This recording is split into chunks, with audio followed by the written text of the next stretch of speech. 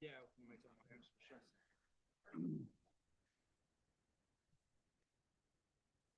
Yeah, I go by my computer and it's 9 o'clock right now. It's awesome. And we have 3 commissioners not here. Why? I don't know.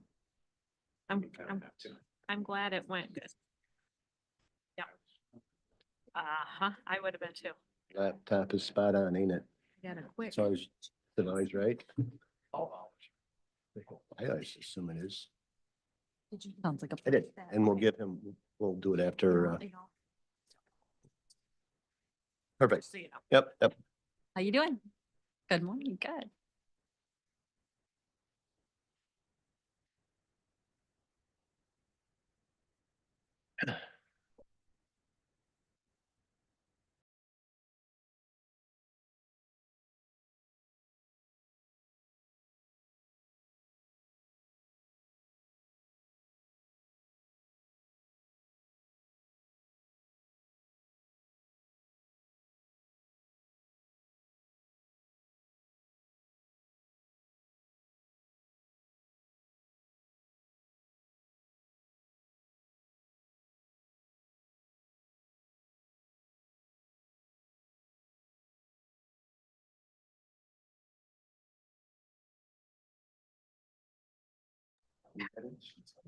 It is 9 o'clock, 9:01. As a matter of fact, I would like to call the Planning and Policy Committee to order. On the agenda will be public comment. And would you please keep it to 3 minutes and state your name and address. At this time, is there any public comments?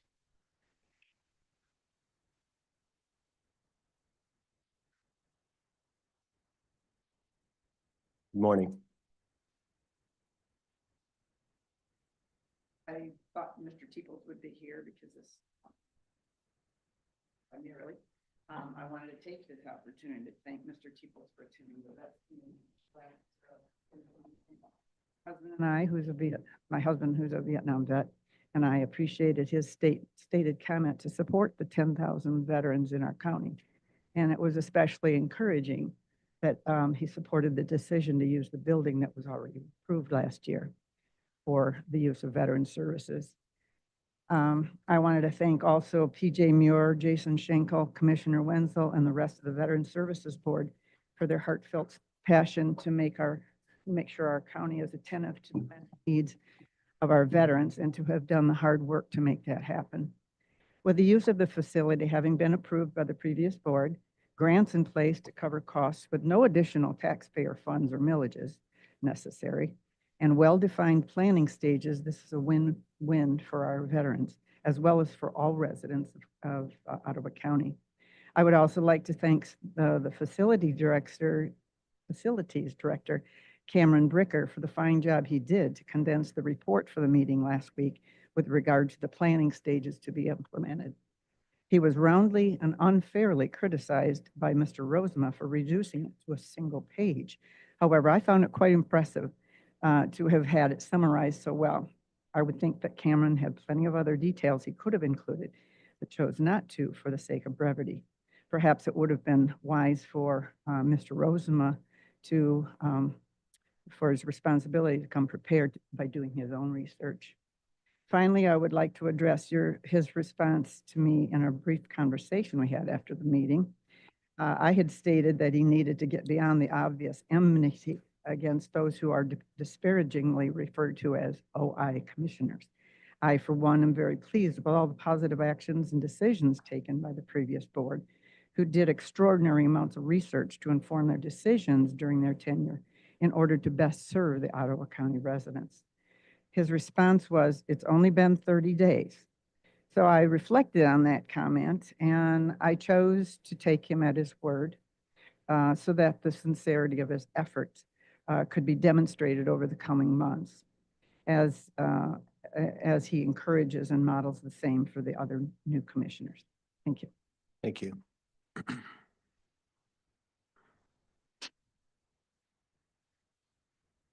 Joseph Parnell McCarter, Georgetown Township, volunteer and leader of the Save the Campbell effort. I want to thank this board for considering the Campbell issue. Last night, Georgetown Township joined 5 other townships in passing Save the Campbell resolutions, and there is good reason to believe more will follow.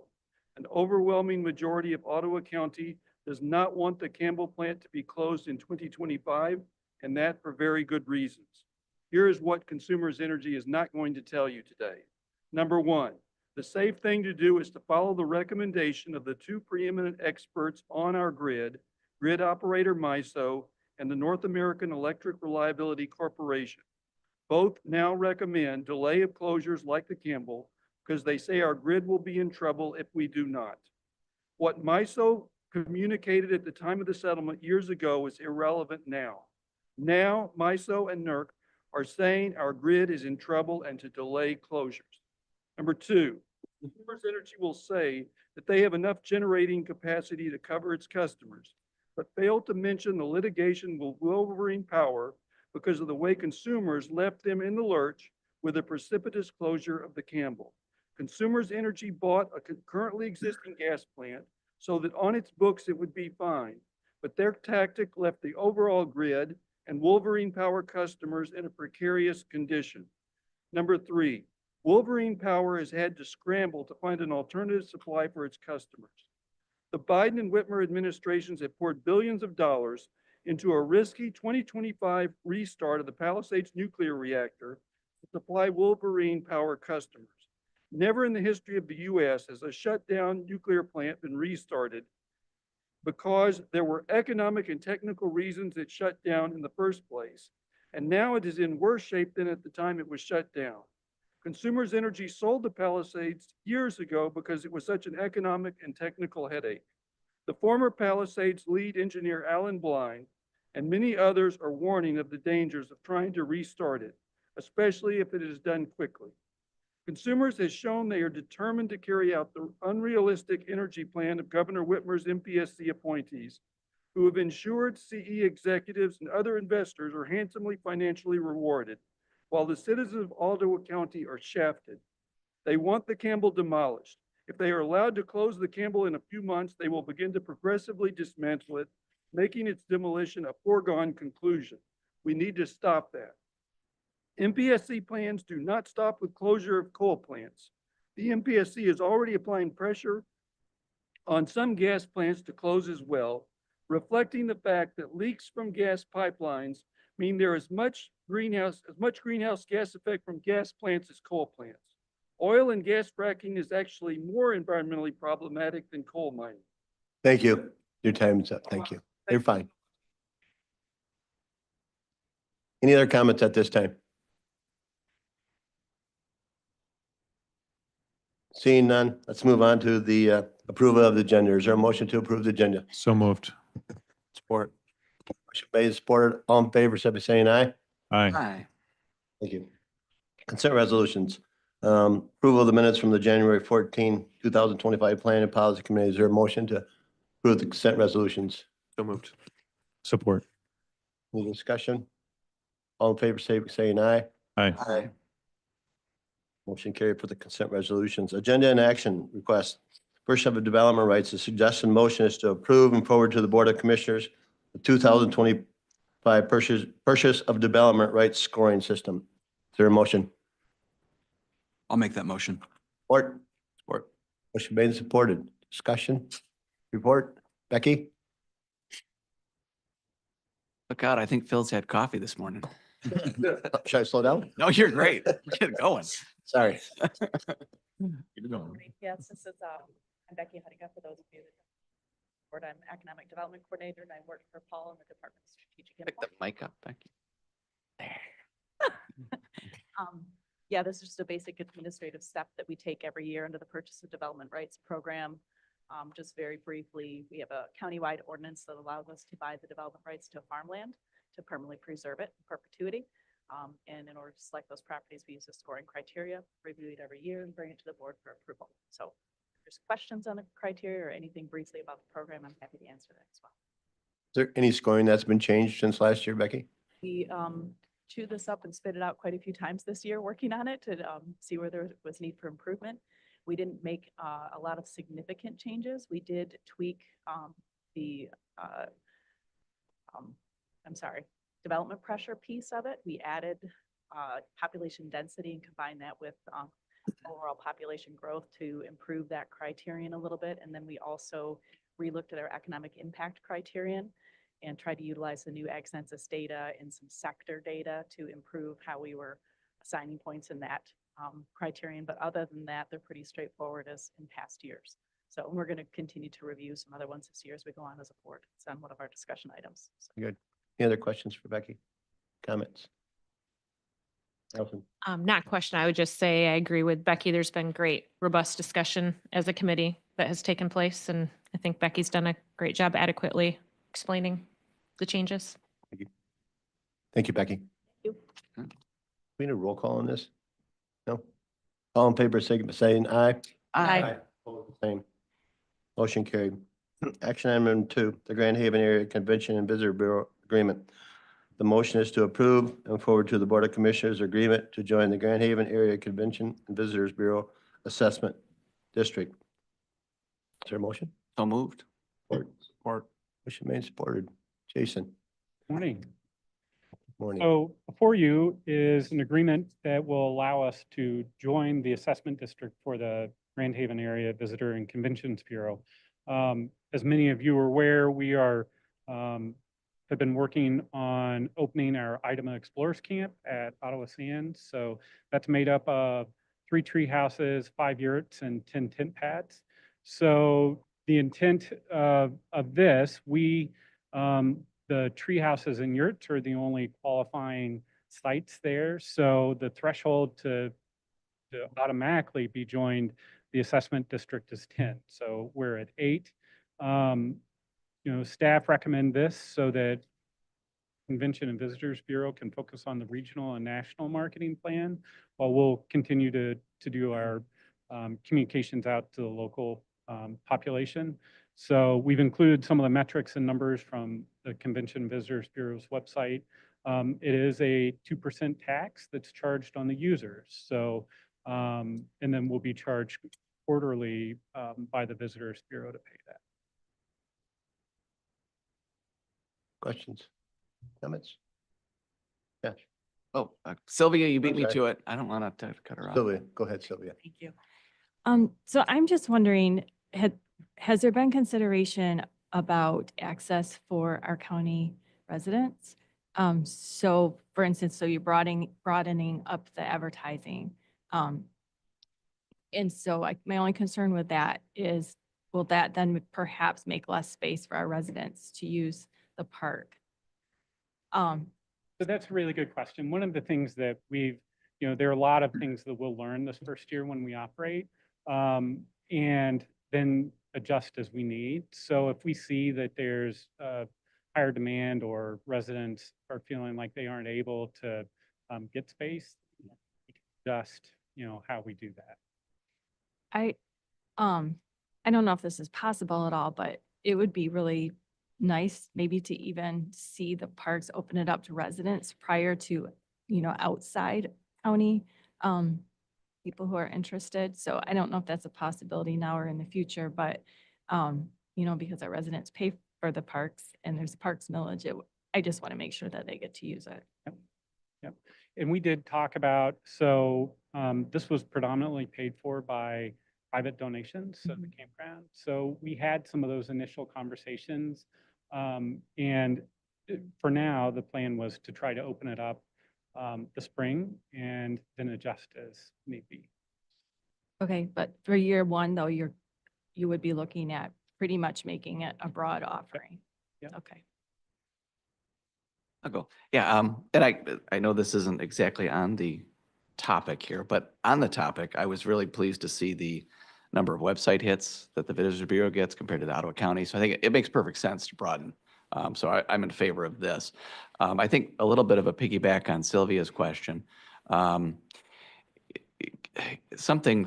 love to see Ottawa County residents, as you said, have the opportunity, maybe first shot at it down the road, if that's something we can do to open it up to residents first, as far as, maybe from the month of, or the date of April 1 through April 15, it's residents only have an opportunity. So Or I think the thing that we've talked about is having a priority registration for residents. So that would, they would have to sign on, use our registration system, be recognized as a resident, and then to be able to register. So we have talked about how we could make that happen.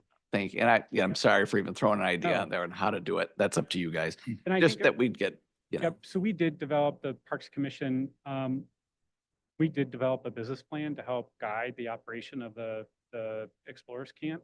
And the ultimate goal is that it's self-sustaining and then helps to offset some of the operational costs of the rest of the park. So that's why we want to see how we do the first year, and then come back and revisit where those opportunities are to adjust. Yeah. So, no, that's good. And I'll throw one more thing out there on Ottawa County residents. If all else fails, if they were able to get a discount of some sort, if you live in Ottawa County, you get a 10% discount on the weekly rate or whatever it is. So as it is now, it's one flat fee. It's pretty a complex fee system because of the different amenities. But the thought process was because it was, the campground was predominantly paid for by private philanthropic dollars, that there isn't a discounted rate. Got it. Yeah. Just to remind me again, Jason, what are the room charges for the different venues? I don't know that off the top of my head. Okay. I would have. But we're talking $200-$300 or? I think the cheapest is, for the smallest unit would be less than $200 a night, to the largest would be several hundred. And then Okay. there's a sliding scale, whether it's weekends, whether it's during the week, if it's during what we would call our peak season or a holiday weekend. Okay, good. So, A lot of variation there. So Yep. basically between $4 and $7, what folks will be paying for this, right?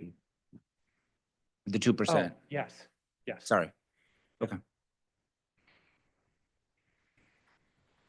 Jason, just a follow up. I understand that a lot of this was private donors that contributed, and if they'd like to make that fee schedule flat, accept that, I do. But if it's something that's going to be run by the Ottawa County Parks Department, then I see an angle there where we have opportunity to look out for our Ottawa County residents with some sort of a discount. And I know, not this year, that's a discussion for in the future, but just want to throw that out there. And we do with park fees, don't we, Jason? No, I'm sorry. we do with park fees. Yeah. Yep. Comments, any questions? go Yeah, ahead, just Joe. real quick on the metrics comparison, I can see that Grand Haven is tracking quite a bit more data than we are at Ottawa County. Is that a simple thing that we could start tracking some of those same metrics? We've started talking about trying to capture some of that. Sure. Yep, going through this exercise, right? But it was really interesting to see kind of the regional reach that they have versus our local marketing. Yeah, it's very One interesting. thing that I do want to point out, and we worked with Corporation Counsel on this and reviewing the code sections. Once you join the assessment district, there's not an option to leave it, and as long as the Convention and Visitors Bureau is still in existence. So that is correct. I guess one follow-up on that. So then if we join it this year, would there still be room for adjustment in future years to say, for instance, give residents an early? Okay. Yep. All right. Anything else? Joe? Who sets the 2% number? So that's done by the Convention and Visitors Bureau Board. So- And we would have an opportunity to participate and potentially have a seat on the board if we so desire. Good. All in favor, say by saying. You say? Are there dollars for the county? I'm sorry, I interrupted. You're right. Carry on. Aye. I keep my mouth All in shut. favor, say by saying aye. Aye. It's the same, motion carried. Okay, we'll go on to reports. Community Action Agency, Jennifer Bozowski. Is Jennifer here today?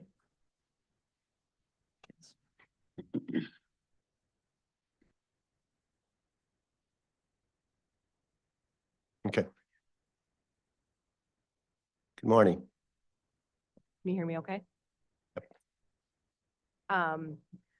So, and broken record. Walk for Warmth is coming. It's very quickly approaching March 7th, which is a Friday at 6 PM at EV Construction. I did bring our posters, and I have some save the dates handouts too. I would love for people in the audience or commissioners to take as well to spread the word on that event.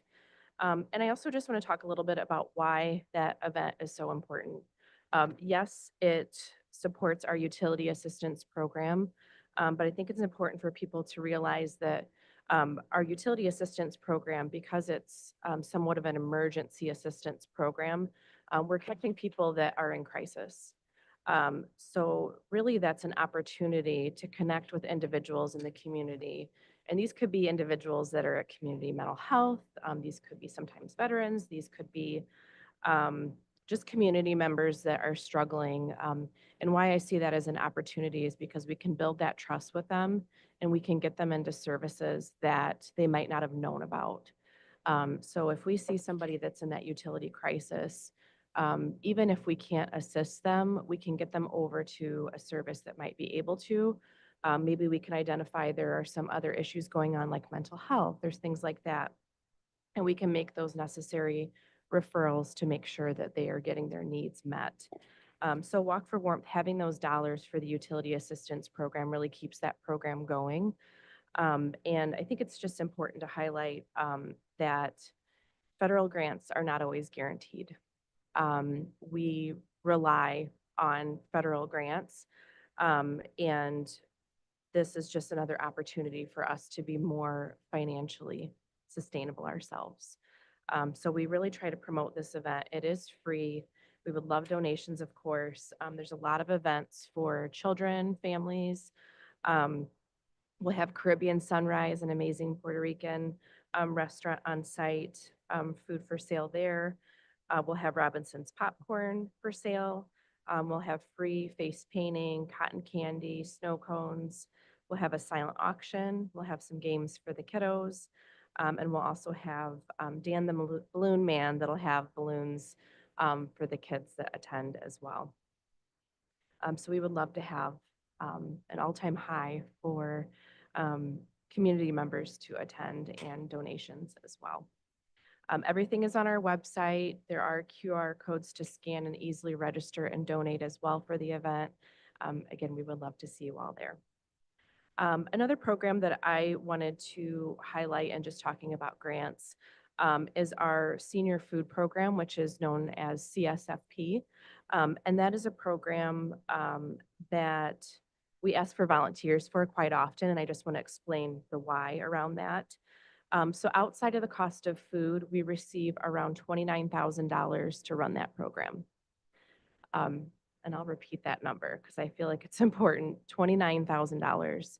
24 of that goes to Feeding America to help with the packing of the food boxes because we don't have the ability to do so. We don't have a very large team. And it's getting the food boxes to various sites in the community. And then we take those boxes and load them into DoorDashers' cars so that our seniors don't have to worry about driving to a location in bad weather or traffic. So really we're left with roughly $5,000 to run a program for just under 400 seniors every other month. So I just felt like it was important to highlight the why behind us asking for volunteers every month, why that's so important. Last week, for example, I think we had half of our team out doing distribution, getting the boxes into Dasher's cars. So I think that is just really important to understand that it's not like we're overflowing with cash, right? We're doing our best to make ends meet and relying on volunteers and trying to be as innovative as possible in the process. And those are the two main updates I have this month. Great. Any questions? Questions, comments for? Just a quick comment. My wife and I did that Walk for Warmth last year, and it was really a lot of fun. Great energy around the whole event, great family event, and walk wasn't too strenuous or anything like that. So urge people to, have a Friday night out and you go out and have dinner or cocktail afterwards. So Thank fun you. night I out. appreciate that. I'm glad you had a good time. Indra? How many boxes do you deliver via DoorDash? So because we do it every other month and it's a monthly food program, we do 2 boxes per senior. And we are around like the 380 to 390 range. So we're talking just under 800 boxes. I wondered if we do hand to hand. I'm involved with helping with that. And we have all volunteers that do that. Have you ever thought about setting up like permanent volunteers that are willing to do that? I'm not sure if our food coordinator has connected with them or not. It is possible. I know we're in a lot of those networks of agencies that do food. And sometimes there's a lot of hype around the donations. I know even online, we see people like, I'm signing up, I'm going to help, volunteer rather. And when it comes down to it, we don't get a lot of showing, unfortunately. And I should say, in addition just to getting the food boxes into the cars, there's just a lot of work that goes into coordinating that program in general. So the volunteering being important, but also just highlighting that funding for the program it's unfortunately very, very low. So I just felt like it was important to make that known that we do a lot with very little. Yeah, I appreciate that. I'll make sure that we're connected. I'd love to chat with you Yeah, actually. Okay. That'd be great. Thank you. Awesome. Morning. Thanks for being here again. You touched on a couple things I was going to bring up. I'm not sure if any of our board reached out to you, but each of us received an email yesterday from a constituent, and one of her thoughts was about Community Action Agency. And this person shared that she has volunteered in the past. She's helped pack boxes for future distribution, and this past week helped with it as well. Both times that she volunteered, she saw a notice on Facebook that they needed help, and so she responded. And then she goes on to share that was under the impression after signing up the first time that she'd be emailed when help was needed, but she wasn't. And so she's just wondering if that's not currently the way it's done, if that maybe would be a potential to include a follow-up email for those you are getting, and just touching base going, would you like to sign up again? So My understanding is that an email does go out. So if somebody signs up we use Civic Champs, it's all under our website, but we contract out with Civic Champs to manage some of that. My understanding is when a notice goes out, anybody that's volunteered in the past would get that as well. But I can absolutely follow up and make sure that's how it's happening. okay. Yeah, that would be great. It just, Sure. from her perspective, was looking forward to maybe, former volunteers being reached out to. And if Sure. it is, great. And if it's not, somehow maybe it's got missed to her. So, Yeah, I'll follow Okay, up on that. thank you. And I think you hit on some of the other questions she had was about DoorDash, Feeding America. So you hit on I think a couple of those at the moment. Great. Very good. Thank you. Thank you. Next Department of Veterans Affairs. Jason Schinkel.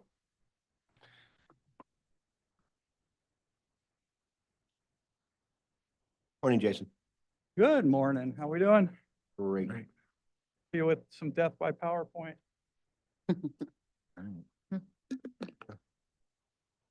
Each of you, you have a copy of it as well. You have a small packet which has the GDX information on it as well. There's a cover page that kind of explains to you what each of the categories of the GDX is. The GDX is a federal report that we get annually. We haven't gotten 2024 yet. We'll probably get that. It's the feds. We'll get it probably in 2025. So just a quick rundown of some things that we've been doing. We had an amazing opportunity as a department and as a Veteran Services Committee to spend some time with Shannon McGoran going over 6 thinking hats. So 6 thinking hats is just a great way for individuals to brainstorm, think of goals, goal setting, and how we can work through establishing a path to move forward. These are just little snippets of some of the conversation. We had hundreds of sticky notes all over the conference room. But it was a great opportunity for us as a department and as our committee to really get together and really start thinking strategically about what the future of the department looks like, and then how we can best serve our veterans in Ottawa County. So I want to say thank you to Shannon for facilitating that, because she does a really good job, and we appreciate it. It really put us mentally in a good place to move forward.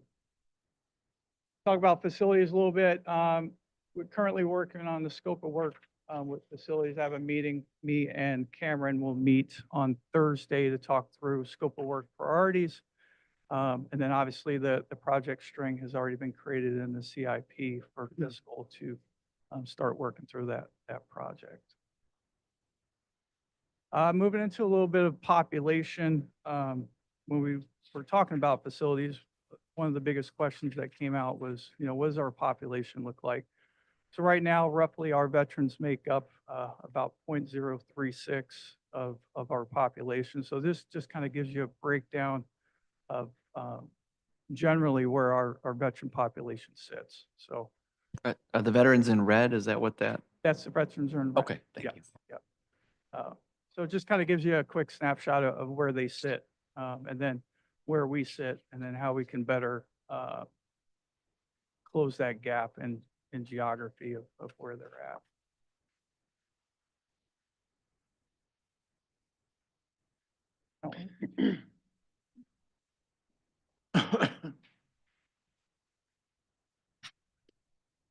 I know Commissioner Bonema really wanted to look at the budget.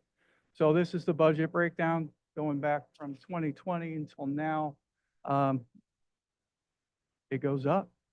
So it increased quite a bit. This is the general fund budget. So we do have some other project revenues that come in. One being the Michigan County Veterans Grant, our board initiative monies that were approved last year. And then we have some donation funds that come in as well. So this just really points out the general fund and where we're currently at. And I tipped this over, didn't I? To ask a question. I'll wait until you're done. Yeah, I'm sorry. Okay. Yeah, thank you. This is the MVA grant. We were able to pull the data back to 2020. You'll see what was approved, what the county department asked for from the state, how much was spent, and then basically how much was unspent. So if you look across those years, what the trend that you see is that we did not utilize all the available funding that was given to us by the grant.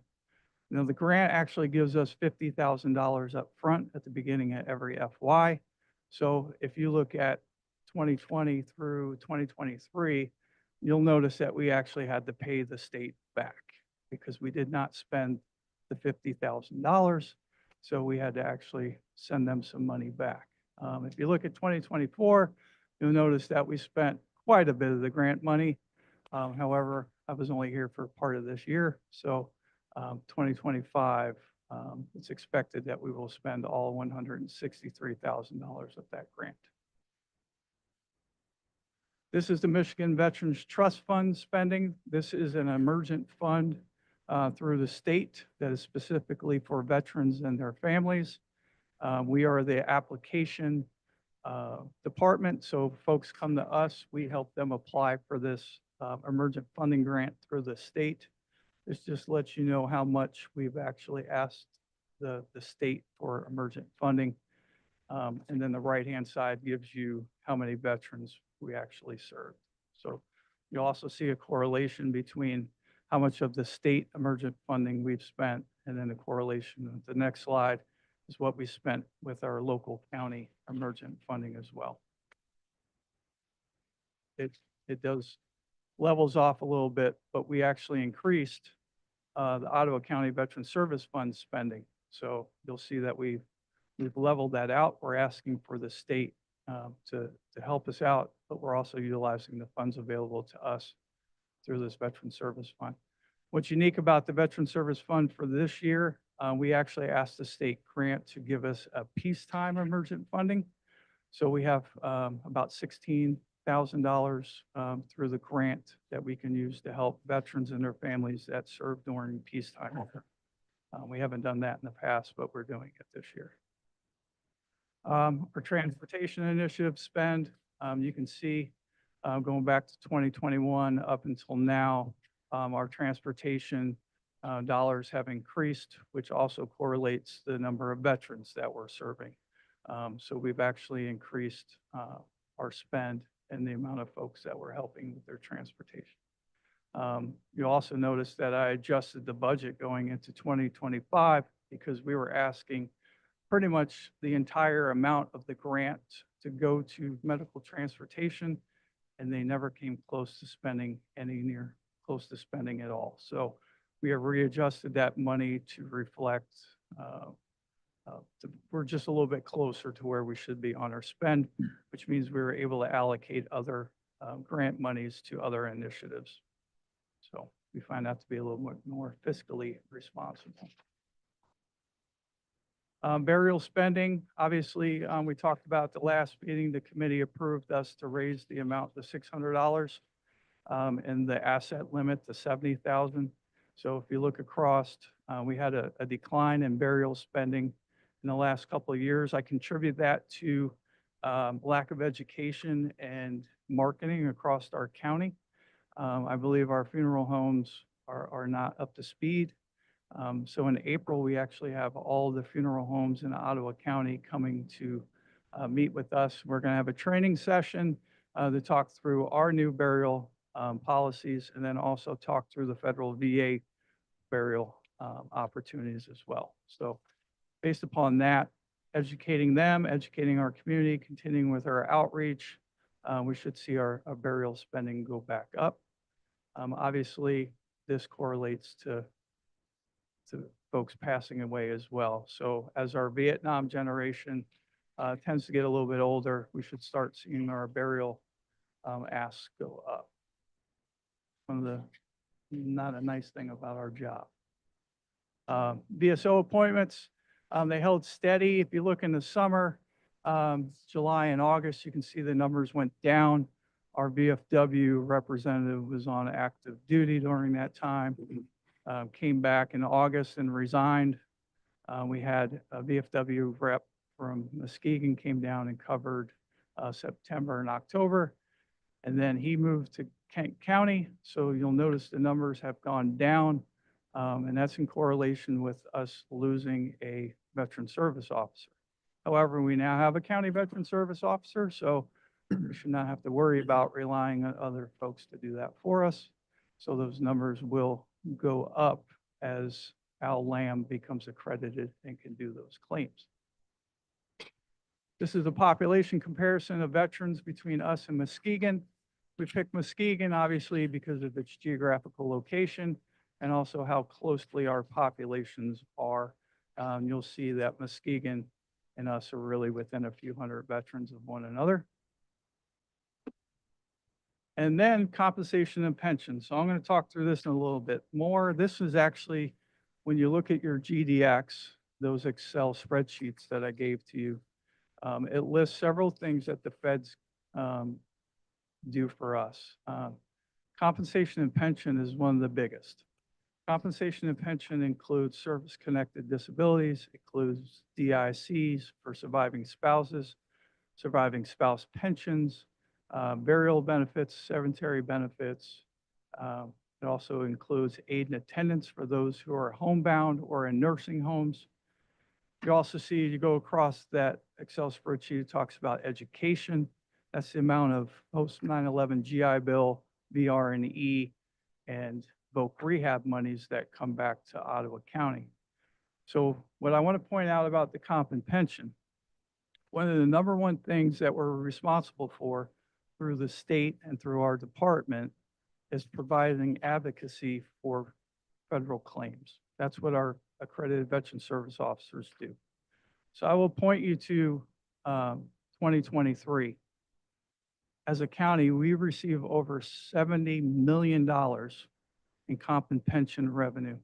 So that money is non-taxable income that comes to veterans and their families, and it becomes economically, puts them in some stable positions.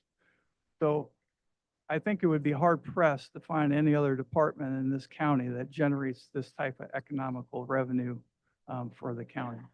So the reason why I bring that up is that there's a gap between us and Muskegon County right now of roughly probably about $5 million. So our work in educating, outreach, and talking with our veterans allows us to help them obtain this compensation and pension revenue, which really is it helps them out tremendously. If you think about these monies can actually take one of our veterans out of a poverty situation or where they could possibly need emergent funding and puts them in a whole different category now where they can actually have revenue and money coming in. So that's the investment, right? So as we do claims and federal claims, it allows us to bring quite a bit of money back into the county's economy. So not necessarily tax revenue. However, some of these folks will be paying property taxes until they reach 100% service connected, and then they become taxed. They don't have to pay their property taxes. They're tax exempt. But those folks that are between 0 and 99 are still paying their property taxes, and it does come back to the county as tax revenue. So I just thought it was important to kind of point that out a little bit when you ask about the correlation between the work that we do and the revenue that we generate within the county. Then I'll open it up to questions. Is that pretty quick? Questions, comments for Jason? Joe? Yeah, on that last part, I think that goes directly to what Commissioner Bonema and others have talked about, and like how does this department, put money directly in people's pockets, wanting to make sure we're serving the people at the lowest level. So it's really interesting to see. So my question is that 70 million, is that potentially 75 or 80 or 85, or do we not know? Well, Is we it do know. 100? Yeah. So a couple of things too. So when we look at that as it increases every year, year over year, Yeah. there's also some cost of living adjustments and stuff in that as well, right? Okay. So that gap isn't just new claims, new awarded compensation. So there is, depending on what year and what the cost of living adjustment was, say 3% stuff. If we look at our population, where you can't really get really good numbers, especially from the feds, is nobody has ever been able to tell me how many veterans are still eligible and how many, could file for a claim but just haven't. So we look at our population of about 11,700. The generic number that the feds puts out is about 33% of all veterans have applied for compensation that they're eligible for. So, I mean, there's some assumptions in this, right? So we're assuming we still have, quite a few of our population that hasn't asked for any assistance.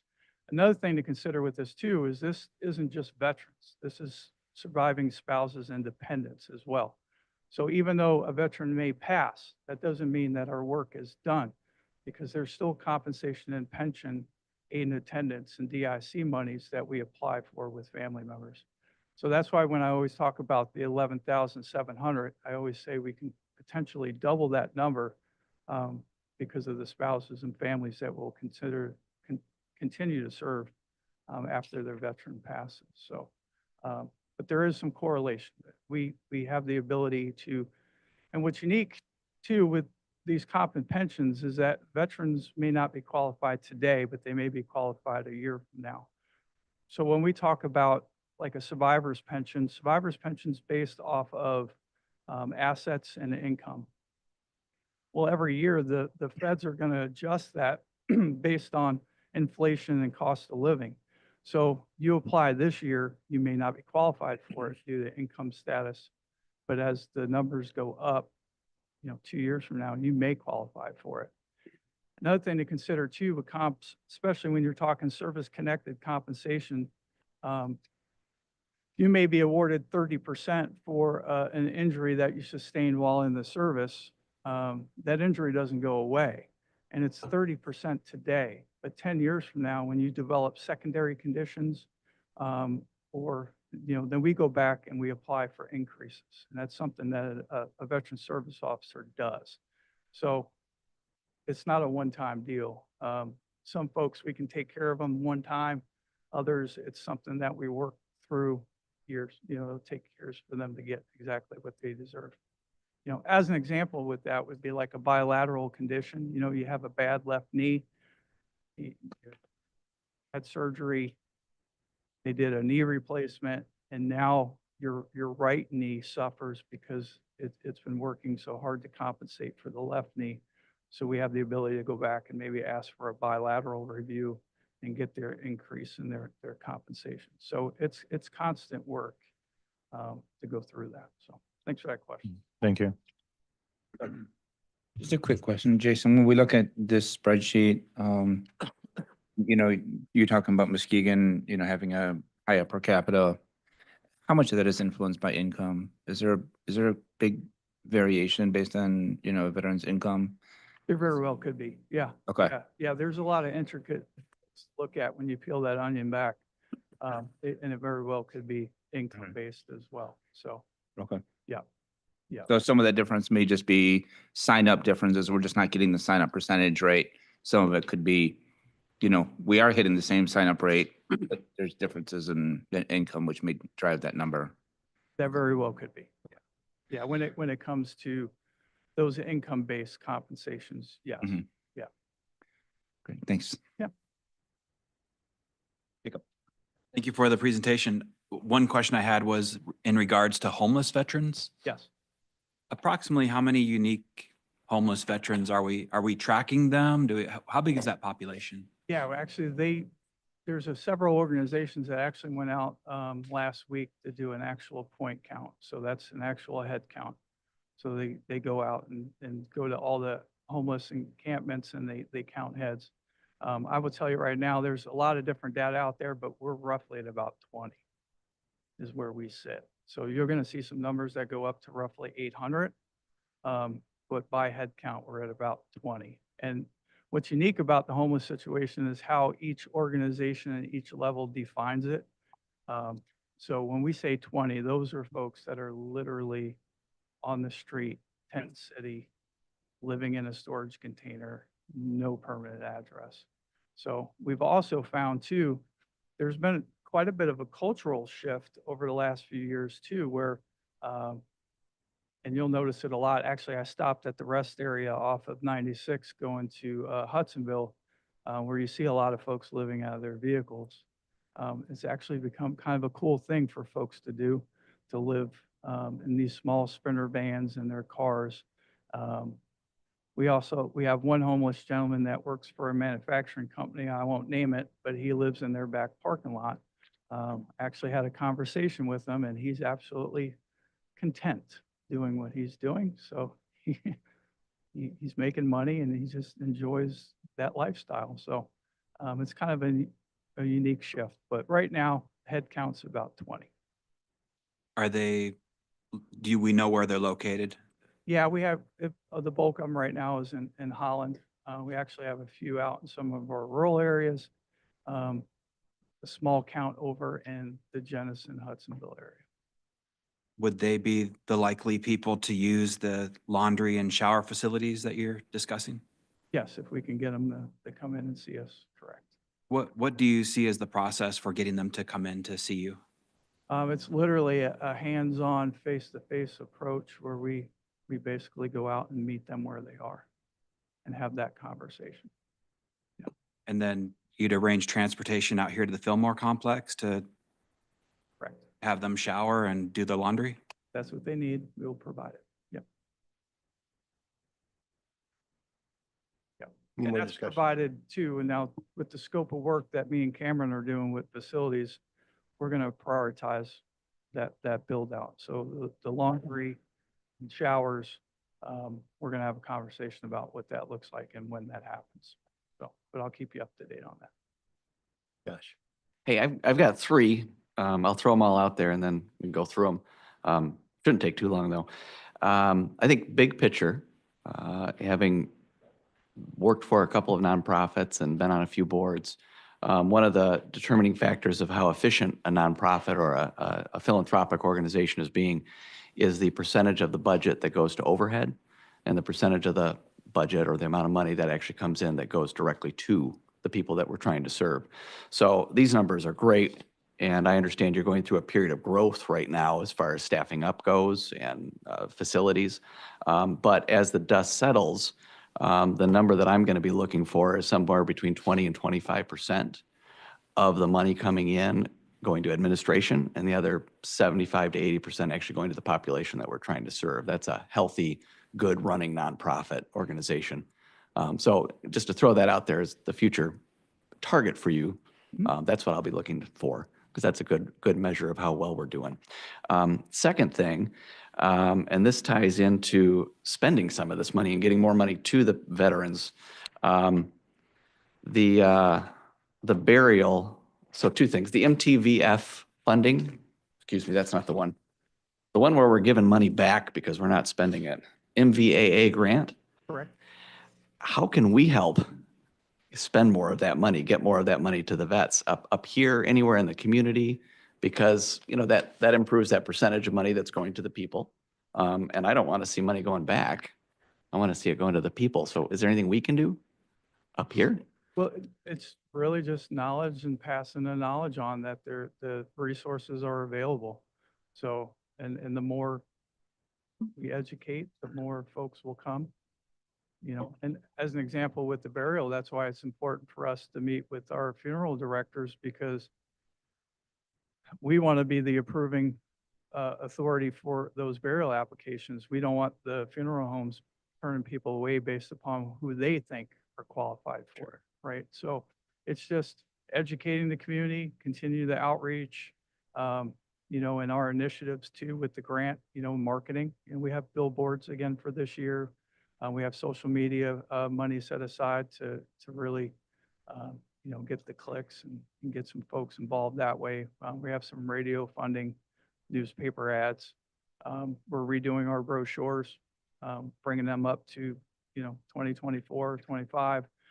So we have some money within that grant that we can spend to, you know, upgrade our information. Yeah. Do those type of things. So I Good. would just ask that, you know, we just continue to let our constituents know that we have a service, a resource, and we're here. Yeah, Yeah. that's good. Then my third one, thank you. We'll do what I can. Third one on the burial allowance. We talked about this last time, but I remember the hard cap at $70,000 as far as income goes and a $600 burial allowance.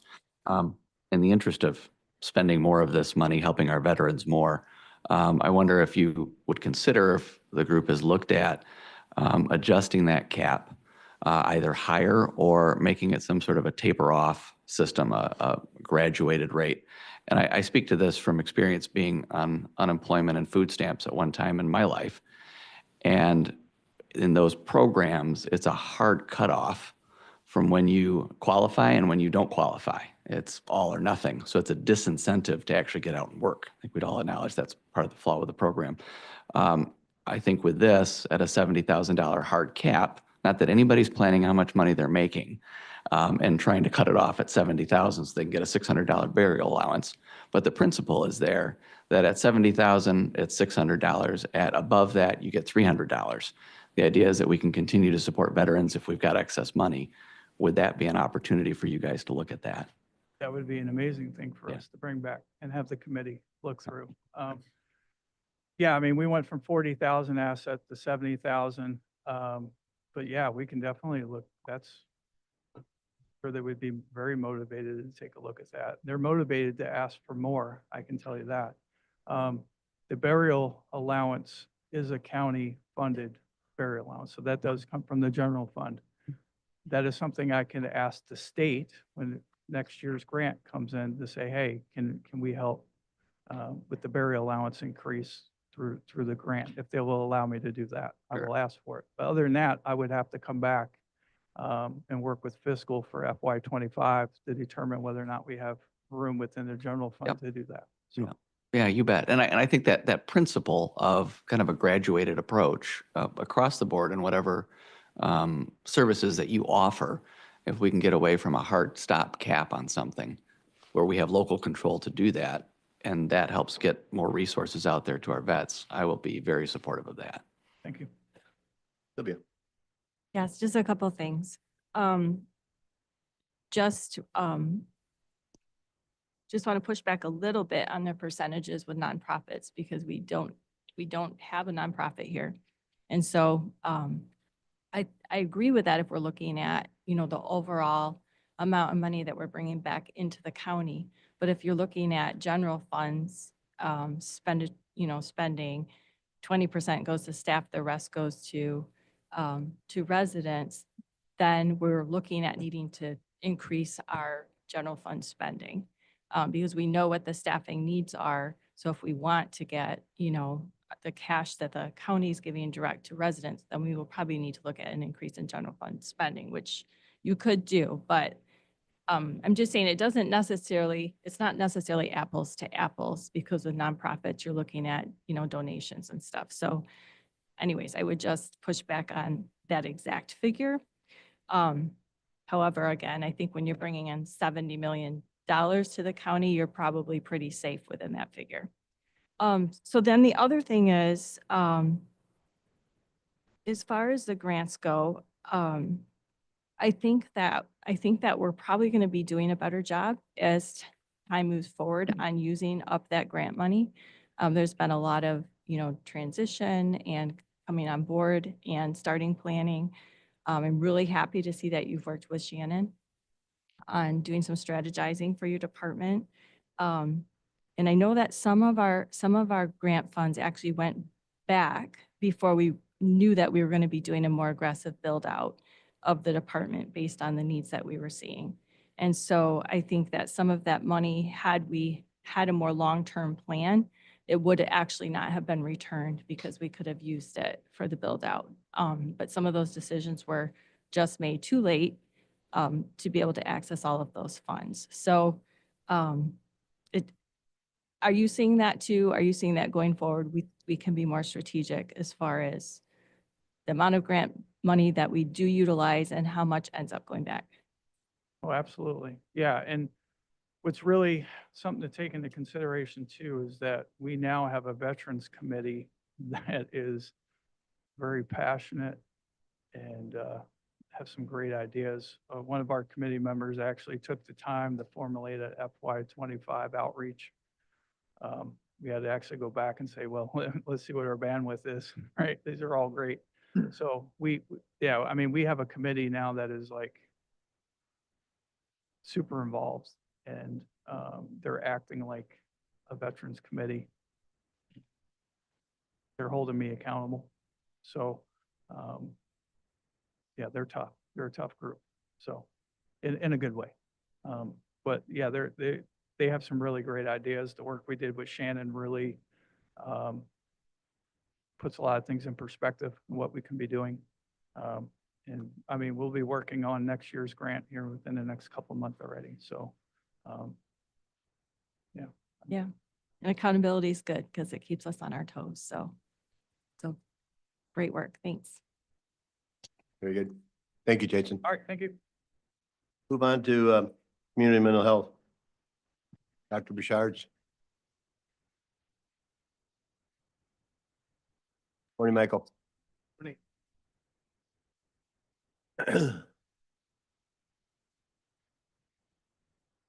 Morning, you should have received an email from me with this report that I'm about to give. Process I'm going to use is in the morning of the committee, email it, bring a copy, and then we'll make sure it's attached to the packet for the public. I like to do it that way so that if I make changes to it as we're talking, the public version has the most current version. Does everybody hear me okay? Am I talking to the mic okay? So I provided kind of an update for this committee, and I'm going to obviously allow this committee to tell me the types of things they'd like to see on an ongoing basis in this report, so that I'm not putting things in here that are unnecessary. But I appreciate the opportunity. So one of the first things we're doing is, I'm calling it Time to Thrive in 25. PMH is engaging in a 5-year strategic planning for development of 5-year strategic plan. And I actually met with Shannon yesterday to see how we can make sure that this strategic planning effort aligns well with the county strategic plan, and to get her technical assistance in helping me carry out the strategic plan. So there are several areas that I listed. I'm just going to highlight a couple of them. The first thing I'm going to make sure that happens is that the community mental health strategic plan relies on a variety of stakeholders for input. And the list is quite broad. It's you as a commission, it's the CMH board. It's also part of the Lakeshore Regional Entity, which is the regional entity that controls our Medicaid that we're partners in. It's the Ottawa County Administrator, commissioners, and the public. So the strategic plan is going to have two major themes, and there are several subpoints. I'll just highlight a couple of them. Two major themes in our strategic plan will be keep community and community mental health. And the essence of that is to ensure that mental health services in Ottawa County goes beyond Medicaid. CMH should not be just a Medicaid health plan, even though it's 89% of our revenue. That number changes a lot, 89, 87, 90, because our revenue, the Medicaid revenue from the state, continually changes throughout the year because it's based on the number of Medicaid eligibles you have in your county. At another time, I can do a PowerPoint on that, and then you'll fall asleep and wake up and go, good God. But it's important that our CMH benefit goes beyond Medicaid. And we've been able to do that with county general funds, state general funds, and the millage. And so our strategic plan is going to have to make sure that we're making the case to do so and providing information to this group and major stakeholders of how did the millage work? What were the benefits? How did you keep community and community mental health? So in subsequent reports, you're going to see the data on those very specific things. We're going to ensure all kinds of stakeholder engagement, and I'll be working on a methodology to do that. The second overarching goal is going beyond just the Medicaid plan and keeping community mental health, is we want to be a center of excellence. I've talked about this before. And that means we should have evidence-based treatment, organizational management and systems that ensure efficiency and stewardship, and ensuring that the citizens in Ottawa County are aware of the best practices we offer. I might have mentioned this in the last report. We offer over 11 evidence-based practices that the private sector does not have to offer. In fact, the private sector, unless they choose to, are not required to offer any evidence-based practices in the delivery of mental health care. Many do because they believe in evidence-based practices. We are required at Community Mental Health to use very specific evidence-based practices that are actually increased our cost to do so because there are parameters in how you deliver care. So I'll be making sure the community, this board, and the CMH board know each of the evidence-based practices that we're utilizing, the impact to costing, and how effective they are. I want to know this answer. Does what we do matter? Does it actually work? And so that is going to be a major part of our strategic plan. I listed other elements in your handout related to this. I'm going to skip over them and get to the next section, but I can take questions on them as well later. The other thing we're engaged in right now, community mental health, is at the end of last fiscal year, we were able to determine that we're actually going to end a year in a Medicaid deficit. We just kind of finished the books on that, and we thought it was going to be as high as almost 6 million. It's about 4.7 million out of a $71 million budget. But if you miss the mark in terms of forecasting and managing expenditures by 5%, 7%, you get really large numbers. And so I have a pretty comprehensive Medicaid deficit reduction strategy in place with 7 or 8 essential elements, and I'll just highlight a couple of them. But please remember, the public and the commissioners, we actually have no control on our revenue. It's determined by the state going through the regions and to the CMH board and can change throughout the year. We also cannot deny service, especially in the Medicaid services. We can't have a waiting list and we can't deny service. And in the mental health code, it clearly states, and every other federal policy I can find related to this, you shall not limit services based on finances. So unlike insurance companies or other businesses, you have less money, you either push the cost onto the consumer or you limit the benefit. At CMH, we cannot limit the benefit. So if somebody comes in and they meet eligibility, we shall serve them regardless of our level of funding. So that allows, that makes me do this delicate dance with many different governmental entities to ensure we have the right revenue. So just a couple of highlights on our Medicaid deficit reduction strategy. One, we froze all CMH positions. Some have been, quote, thawed out or unfrozen if they're essential in generating additional revenue through some other funding sources that you can do that, or it's vital to provide the service. So it doesn't make sense for a vacant position to stay frozen if you actually need that to meet your mandate. However, I personally look over with my staff every vacant position, and we're asking the question, until we get to the next fiscal year, can we do without it? So we have a hiring freeze, but that doesn't mean all positions stay frozen if they're vacant. We're doing an analysis, and I have a process my management team has to go for me to recommend to unfreeze certain positions. In subsequent reports, I'll give you an HR report on that. So you can see how many are open, how many are frozen, how many we had to fill, and why. Because it does no good for me to say they're frozen if I unfreeze some, right? So you'll get regular updates on that along with the CMH board. We're spending a heck of a lot of time looking at how we authorize the amount, scope, and duration of services, or utilization management.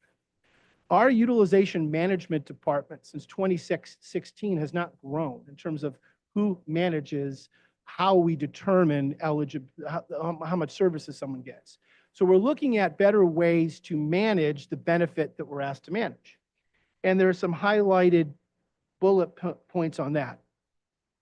Believe it or not, one of the best strategies to help with probably close to $1 million, we think, of lost revenue is putting in a new EMR system that we're in the process of doing. It's called PCE, but we've named it Auto. We had a contest in Auto one. We were going to name it Bob, but I didn't want to have just a name. So Auto, and what this is going to do for the first time, Ottawa County CMH kind of EMR is going to be the exact same system that every other CMH uses in the state and every other major regional entity that manages the Medicaid in the state. It's my belief we've lost 7 figures worth of potential revenue because our computer system couldn't really talk in the same way. I got to hand it to fiscal services. They got a handful of folks working in our building that all they do is look at one report, have to manually then connect the claims to another system because our system won't do it. They're looking at hundreds of thousands of encounters a year manually. Hats off to fiscal services. It's a miracle the fiscal input was not more severe. Auto does this with a touch of a button. It reads all the system, the claims data, pulls it together. So that is one of the strategies. You spend $300,000 to implement it out of a $71 million budget so that you free up and create efficiency so that we can actually be good stewards of the money we have the honor to manage. Another hats off to fiscal services because they had to help figure out what our potential deficit is going to be without any of the real tracking tools to do it. We could only base our projections on actual money spent through actual claims processed. And Amy, who's our finance lead from fiscal services, her team, and Karen, we're looking at much better projective analytics, forecasting expenditures for the future. And I hope to have a report on that in March to this group and how that's going.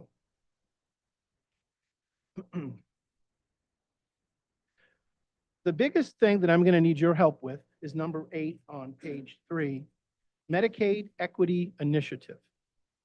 The CMH Board of Directors is going to get my strategy to approach the region and the state to help get us the same amount of Medicaid dollars per person served as every county in the state gets. We're one of the lowest in the state. That means for the same service, we get sometimes up to 2 to 3 times less per month per person based on where you live. That's not right. It should not matter where you live. Funding equity now is the motto. So we are aware now that the House and the Senate have now appointed their chairs or their assignments to committees. It's going to be my job to work with this group to identify key legislators to have critical conversations with about Medicaid funding equity. It's time that the citizens of Ottawa County get their fair share of Medicaid for the exact same service that's required for every Medicaid citizen in the state. I will no longer tolerate 2 to 3 times less. That means we have to tolerate me projecting the true Medicaid deficit and us having the anxiety to go, we have a deficit here that we need to solve with revenue and fight. And I'm even going to get to the point, this is how serious I think it is if we have to sue the Michigan Department of Health and Human Services for inequitably funding the CMH system. I went to a conference last week with all the CMH directors, the CMH system in the state, and the state said to us in a different meeting online, we know that we have not funded the mental health system adequately. Oh, did I write down the time and date and who said it? Because it was a public acknowledgement that the system is underfunded. We're not going to take it on the chin anymore. The reason why we haven't been in a Medicaid deficit situation like this in a while is that we've supplemented it at times outside of Medicaid services with millage dollars. And quite frankly, it's just been how the drop of revenue in Medicaid has been the last 2 years. In one Medicaid stream alone, Healthy Michigan, Ottawa County, we lost $3 million in revenue from 2023 to 2024. Exact service requirements remain. Revenue did not go up for us. Expenditures went up. Revenues went down. And that's kind of the key variables of our deficit. So 8, I'll be bringing a plan to the CMH board, then to you, and recruiting some members that are both on my CMH board, or to the right, and here to help me work with legislators to ensure that Ottawa County gets the appropriate level of Medicaid that we deserve. You have to do these strategies all at once. Freeze positions, look at efficiencies, look for more revenue as a way to deal with the deficit. A couple of last minute things. I had the pleasure of meeting with our supports coordination team a couple of weeks ago. Those are the folks that work in our DD division for adults. And their job is to ensure that we have actual supports to coordinate and to work with families. We talked about our strategic plan goal that we need to increase the amount of relationship and face-to-face contact that support coordinators and some of my staff have with the people that we serve. They were energized. We came up with some new standards of how often they're going to meet with people and how we need to develop outside of CMH actual services to coordinate. If you have a service coordinator that has nothing to coordinate, what's the point? So housing, transportation, all of these things matter, and we'll be looking at that. In subsequent presentations next month, our Senior Reach program is going to come and do a presentation to the commissioners and the board. We have a Senior Reach program that relies on some Medicaid, but not on Medicaid to help seniors. And I want this group to be educated on that. So I'll bring staff up to do a quick 10-minute presentation on Senior Reach. Lastly, we've developed a new CMH kind of like data dashboard that probably the end of March will be available on our website for the public and anybody at any time to click. And it will give you some key data that I'd like to just mention 2 sets of them that are important, but there's actually going to be about 10 or 11 different indicators. The first one I want to bring your attention to is on page 5, crisis contacts. This is in December, the amount of people that contacted us that needed an evaluation for hospitalization or they were in a psychiatric contact. It was 89. Of the 89, 67% of them were diverted away from hospitalization. The state average is about 50. So we're doing quite well. And so where did they go? They went into crisis residential programs that we have, an alternative to hospital, a partial hold program, or we link them up to our services and stabilize the situation. This is a good metric for us to also know how much of an impact all of the programs that we have that prevent hospitalization are working. The average cost of hospitalization is $1,200 a day. The average length of stay, depending on the age group, is between 7 and 10 days. So every hospitalization you save is $50,000, $60,000 in the making, if they are extended, you know. But so you add all of those up every month, it's quite a big number. So information like this will be readily available with more explanations to the public, the commission to see at any time. Does our crisis intervention work? Well, let's see. Let's go to the numbers. And so you'll start seeing this stuff pop up more. The last one I want to highlight is on eligibility. Oftentimes I hear, Michael, no one can get into CMH. Dr. Brashears, you're great, do a good speech, no one can get in. So I want to know how many people get in, how many people try to get in on a monthly basis, and what happened to the people that didn't get it is just as important. So in December, and these stats will get more and more reliable, we're relying on our old system that's called Avatar. I call it Atari. It's that old. And what we have is in December, we had 44 individuals that were eligible. They made it past the screening. And the screening's like, no, you needed to see a chiropractor, not us. It's a very general screening tool to get you to an assessment. Of the assessments, 84% of them were found eligible for our services. And 16 were referred out. And by population, they were definitely mental ill adults and family services people, which is SED kids or kids with mental illness. But you notice we also have an autism bar on that. You notice that every person with autism that came to us got in. Okay. Why is that important? Autism services has grown by 200% in the last 3 years. Why? The criteria is so general that you're considered needing autism services if you just endorse 1 or 2 things on the state screen. Hey, I'm all for autism services, all for it, but they're not funding it the way they should to meet the requirements for us to serve them. So this is a low-hanging fruit. We have tons of people that need autism services, from kids all the way through adults. And I'm going to be keeping an eye on our utilization data every month. How many people that came with us seeking autism services got in? And then I'm really going to follow up on who are the 16 that didn't get in, and where are they, and what do they need, and where do we refer them to? Because if we didn't refer them anywhere, that's a problem. We have a good, robust, what we call navigators department and access that tries to do that, but you have to have services to refer them to. So these are some of the metrics you'll start seeing in others. And once the dashboard's up, you'll see some fiscal measures or fiscal stewardship measures we're developing, which I'll present to this commission as well. I'll entertain any questions. Questions from Michael. Joe. One question on that last point, the criteria being overly broad. Does the state set the criteria? So there's inadequate funding from the state, but they also set the criteria. Correct. Okay. I wish it was based on evidence-based practices on how to diagnose autism and how to identify it. It's a screening tool that if you endorse 2 questions on it, you're automatically eligible for at least assessment and another determination of services. And with the explosion of autism in our communities, for whatever reason, we have to get to a strategy that ensures us the resources to provide the treatment. Because if not, we're just identifying people that don't get adequate care because there isn't enough providers to provide it. Sounds like opportunity for more work Opportunity on that. strengthen, as I always say. Yes. Wilson. Are those, going off of that, are you noticing that those who are coming, that are seeking help, that for autism, are they going over that threshold of the basic? Because from my perspective, typically when people are reaching out, it's because they truly need help. Yep. Is that also what you're noticing? Yeah. So I'm not saying, hear me on this, that the people that are coming in don't need the service.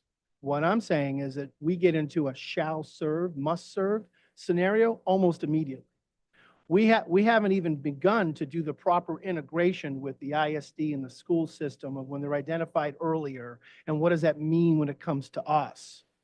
We're working on that very diligently, but it's difficult to do it because who pays for which service and those things. But by and large, the vast majority of people that come in actually need the service. But the funding stream and how they account for that, it hasn't caught up with the eligibility criteria and the access rate. So I intend to use this data to demonstrate it. What is the cost of care for each person, and what are we actually getting to do that within our 12% admin rate? That's for you.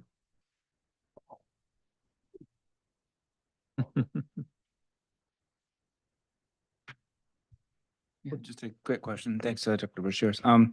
So just kind of preparing for next month, you said that Ottawa County is receiving 2 to 3 times less on certain aspects of For the Medicaid, care, or, no, go ahead. So I just want to clarify that point because that just seems, you look at the per month per member. So CMHs get paid by Medicaid enrollees, DABs and TANF. It's kind of in different types of Medicaid, right? When you look at the calculations the state do, determining each CMH region, how much they're going to get from the Medicaid revenue to do the Medicaid service, in some counties, they do it by person, they just average it by person. They're getting 2 to 3 times more a month per person to deliver the same exact service delivery system we're required to do. nope. Okay, I mean, that seems pretty crazy, right? It feels insulting. But how does that actually happen? Is that like an income thing, or is that? Based on Medicaid enrollees and the type of Medicaid people are on in the county. So it's not just the number of people on Medicaid that helps it. It's the type of Medicaid, and they have a rate determination process based on the type of Medicaid, how much of that Medicaid piece will But get. you're talking like seniors versus, Yep. that's where you get the differential, right? Up, or TANF, which is people that are on Medicaid for economic reasons, versus DAB, disabled, aged, and blind individuals that are on Medicaid due to a disability, right? And so the formula gives a heavy weight for people that are on DABs Right, versus TANF. In Ottawa County, it's the opposite. We have far right. more So you've TANF. talked about that before, but you're saying inside each category, we're on par. It's just that our categories look different than other counties. Correct. Does that sound fair? Mhm. Okay. So the methodology works based on certain assumptions. Mhm. The assumptions is Ottawa County has less need for mental health services based on the Medicaid calculations. Because they say we have far more people on TANF, not on DABs, disabled. So therefore, you're not needing the same amount per month as another county that has a lot more DABs proportionally in their budget. And the service requirements are exactly the same for DABs and TANFs. Right. Are we unique in that? We can't be unique out of We're the not 83 unique. counties. I mean, there has to be Yes. a number. I mean, in order to get to an average, you have to be above and below average. I mean, There's there's the a bunch of, haves and like this much, and the have-nots. right? I intend to get with the have-nots, which is probably 40 out of the 45 CMHs in the Right. states, and fight this. Okay. And have they joined with you so far? I mean, is there a coalition of the Absolutely. have-nots, I guess? In as you fact, said? the major platform at our trade association, which is the Community Mental Health Board Association of Michigan, the top priority is to deal with funding inequity and the lack of funding for the state. We have a coalition of multiple CMHs on that, and they're going to help develop this strategic plan. It just won't be me, little old me. We're going to have everybody. So it's not like we're unfortunately unique. There are a number of us, and it's about the formula itself and readjusting the formula, Yes, and not just, okay, got it. yes. Thank you. We're not an outlier on our own. We're part of a great many that have the same complaint, but in Ottawa, it hits us a little bit more. Sure. Does that make sense? Totally. And on that point, can you, just to illustrate that, can you talk about Kent County? Because I think we're fairly comparable as far as, you know. some Yeah, like right now, characteristics. Kent County has a 20 million estimated Medicaid deficit in their budget. Now, they have a budget that's twice as large as ours, but 20 million is a lot, a little bit more than twice as large as ours. And they are actually in this same situation. And so for Kent County, which is the biggest member of our region, they could literally cut every administrative staff they have and not even getting close to meet this deficit. They could cut services 10% on their contract providers and still not even get close to this number. So it's a fundamental structural flaw on revenue. Now, we still have to manage. Got to manage. Can't cry, no crying in baseball. You still got to manage. But they're going to be one of our biggest allies to help point this out. And I'm sure that Al Vandenberg, the county commissioner chair, administrator over there is watching very closely with that. This to has see been what's going gonna on happen. for how long, right, Michael? What's that? This has been going on for how long, right? Yeah. Well, there was a pre-COVID portion of this, which was one of the reasons why we got the millage. We saw this coming. Mhm. Then COVID came and Medicaid eligibility went differently. And so we had an increase in revenue. And then there's that restabilization or kind of rebasing of Medicaid. And now we're seeing it go back down. So the only thing I would say, Commissioner, there was a slight little blip right after COVID, but then we're back to the same old story. I've got, yeah, two things. One, thank you for the 12% admin. Yep. I thought my 20 to 25 was pretty generous. I think I Yeah. was. So Well, we thank- have state, and it's how we allocate it. So like what say Jason or somebody else might call admin, I get to call direct service. Yeah, and overhead, and yeah, Right. absolutely. It's nuanced, to be sure. The thing for me, not being familiar with these acronyms on your Yeah, sorry. chart there, can you, ASD, I've got autism spectrum disorder. It's just FS? autism, yep. FS? MI adult is mentally ill adult, FFT is family services, and IDD is intellectual and developmentally disabled. Okay, thank you. And I'll make sure in future reports, we have a key. I always forget that. There's a book that's about that big that you can get with all of the abbreviations. Yeah, the Yeah, that's what, yeah. The last thing is, I just want to let the commissioners know, I've been holding a series of did you know or educational discussions on certain aspects of the CMH system. We completed our 5th one on Friday, and it was on our access standards. I got into the weeds, those that went, Kendra went, on the mental health code and how that informs us. The next one's on 221 from 12 to 2 in James Street, and it's actually going over our actual CMH access department process from screening to getting into services and the tools that we use. We will have those eventually recorded and available for people in the future. I just have to develop a different format to do it because the current one won't work. And have the time to sit down again and go through them.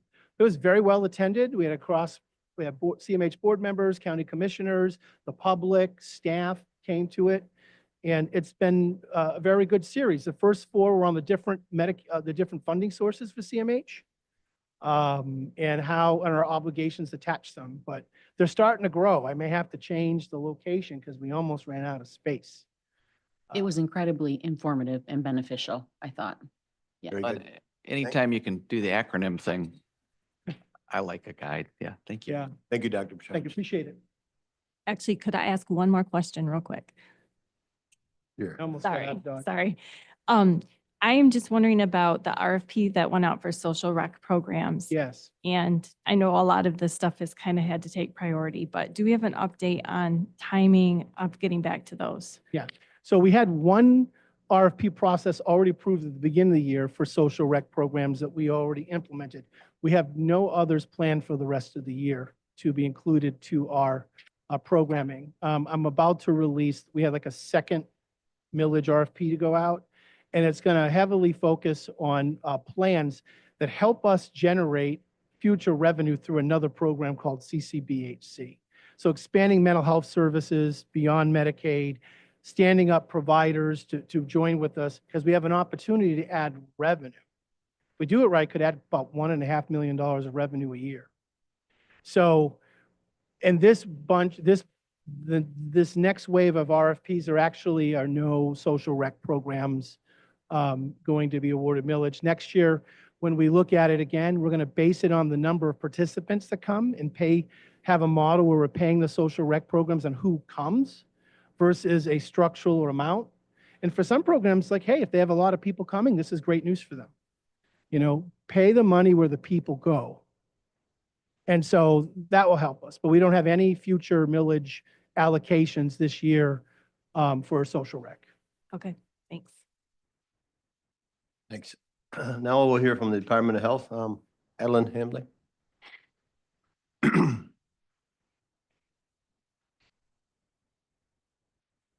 Good morning. So I just have a really brief update and then I'll give the floor to Sierra for hers. So next month, I think some of the board has met when Kim has come before for talking about the waste plan, sustainability. I'm gonna ask her if it's all right with the chair to come to the March meeting to give an update on the materials management plan. There are some grants, so Part 115 is the laws that govern like landfills and things like that, and that had some changes. And as part of that, the county has to develop a materials management plan.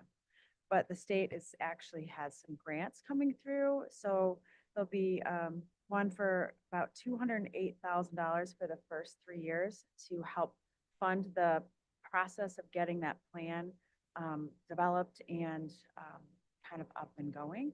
And so I thought it would be beneficial for her to give you all an update on kind of what is the materials management plan and what are we required to do and how those funds might be used. But I won't go too far into it because she's definitely the expert on all of that. So I'll reach out to you, Commissioner Kyers, and hopefully set something up for March for her. With that, I will go over to Sierra so she can give it a brief update, high-level overview of Ottawa Food and what they're planning for 2025. Thank you. Hello. Thanks so Welcome. much for the interest in having me up here today. I'm excited to talk about Ottawa Food. Since October, we've reconnected a bunch of members together, and this year is all about developing our new strategic plan. So we just had a quarterly meeting where we developed our entire calendar for the year, and we hired a facilitator to kind of guide us through the strategic planning process. And we're going into a really big data collection mode. We've been working with our epidemiology department and a bunch of Ottawa Food members to take some surveys we've used in the past and really amplify them, make them even more robust. And so we'll be doing some surveys out around food access and around nutrition. And then this week, I'm starting focus groups. So we'll be having lots of focus groups with Pathways to Better Health, with a bunch of local farmers, with food pantries, with volunteers, just kind of everyone that we work with. So all in the hopes of getting lots and lots of data together so that we can use it to create a really great strategic plan for the next 3 years.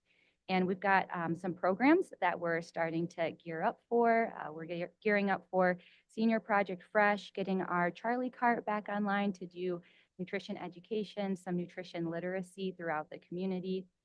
And then also just doing some more strategizing with our food pantries about where food needs are right now and how to get ahead of some of the need that is coming down the line.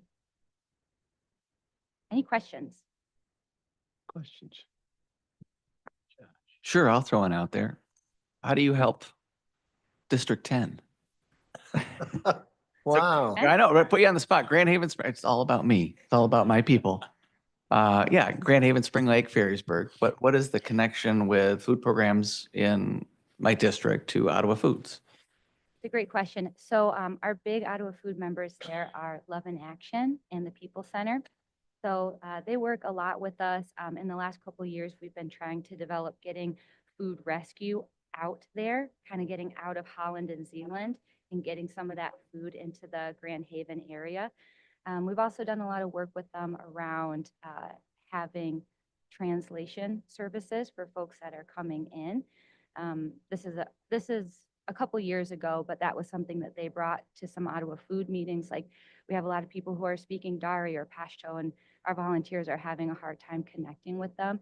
So Ottawa Food developed a big food guide, developed in 7 different languages, and kind of trained volunteers on how to use that.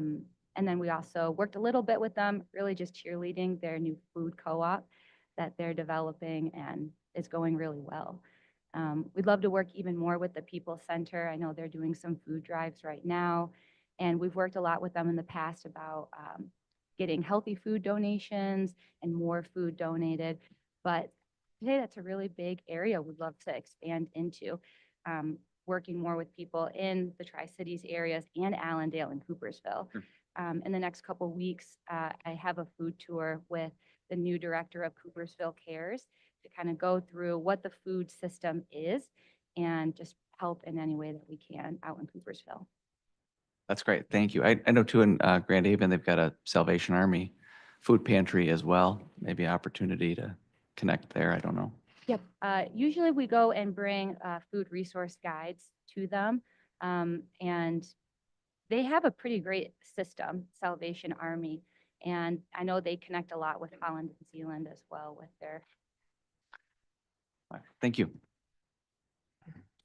More questions? Yeah. Jacob. Sierra, I wanted to ask you your thoughts on our farmers markets here in Ottawa County. I know we've got a successful one here in Holland area, but do we have others in the county? And if not, could Ottawa Food participate in helping other communities develop more farmers markets, since it is such a healthy place to find good options for food for your family? Are you working with some farmers markets around the county? Yeah, so we've, in the past, like before pause, we're trying to get more into the Georgetown and the Terrace Square market. Some of the programs that we had were the produce donation and trying to get more farmers to go to some of those farmers markets.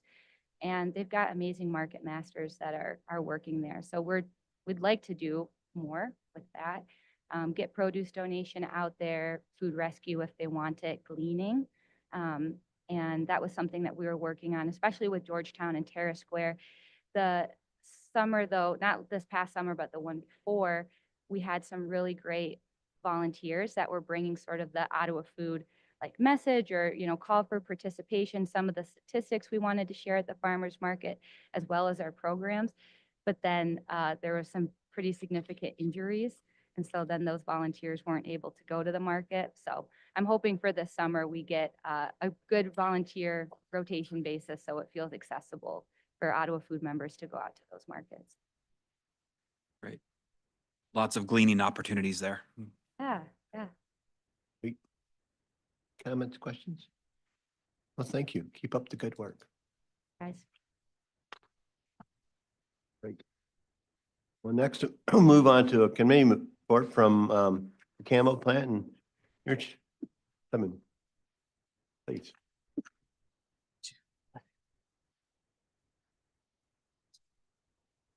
You don't quite look like You don't look like Rich, Rich. so you might want to introduce yourself. I will, and you guys can see me, right? Because I'm pushing 5 foot in the morning. There you go. We have a quick presentation she's gonna pop up for you.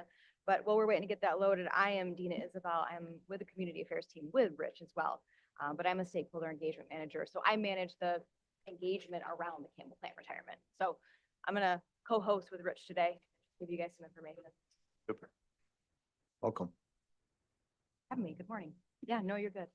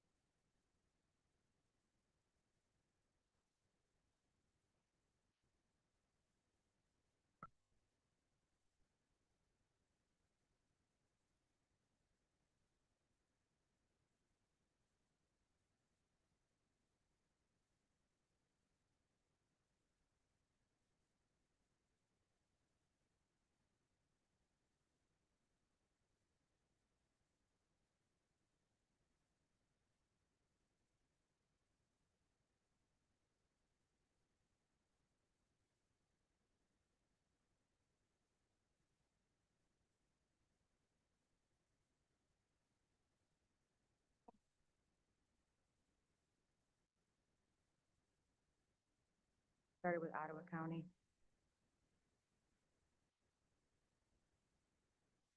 There was only 2 things on the thumb drive. Yeah.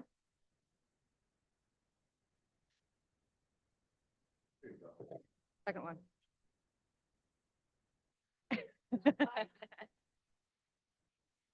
So we sprung that on Shannon late. Yeah, It's, that's on us. That's on us.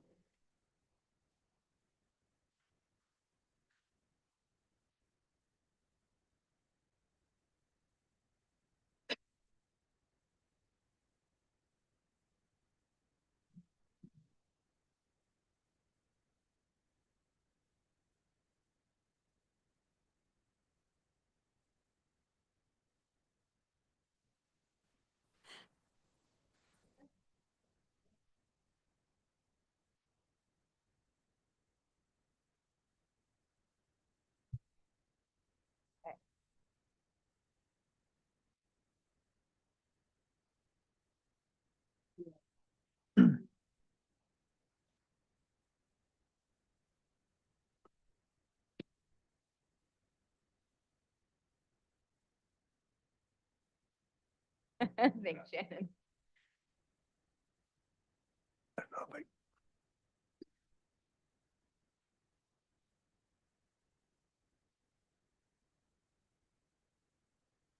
I'm just gonna shimmy forward because we lost a few minutes.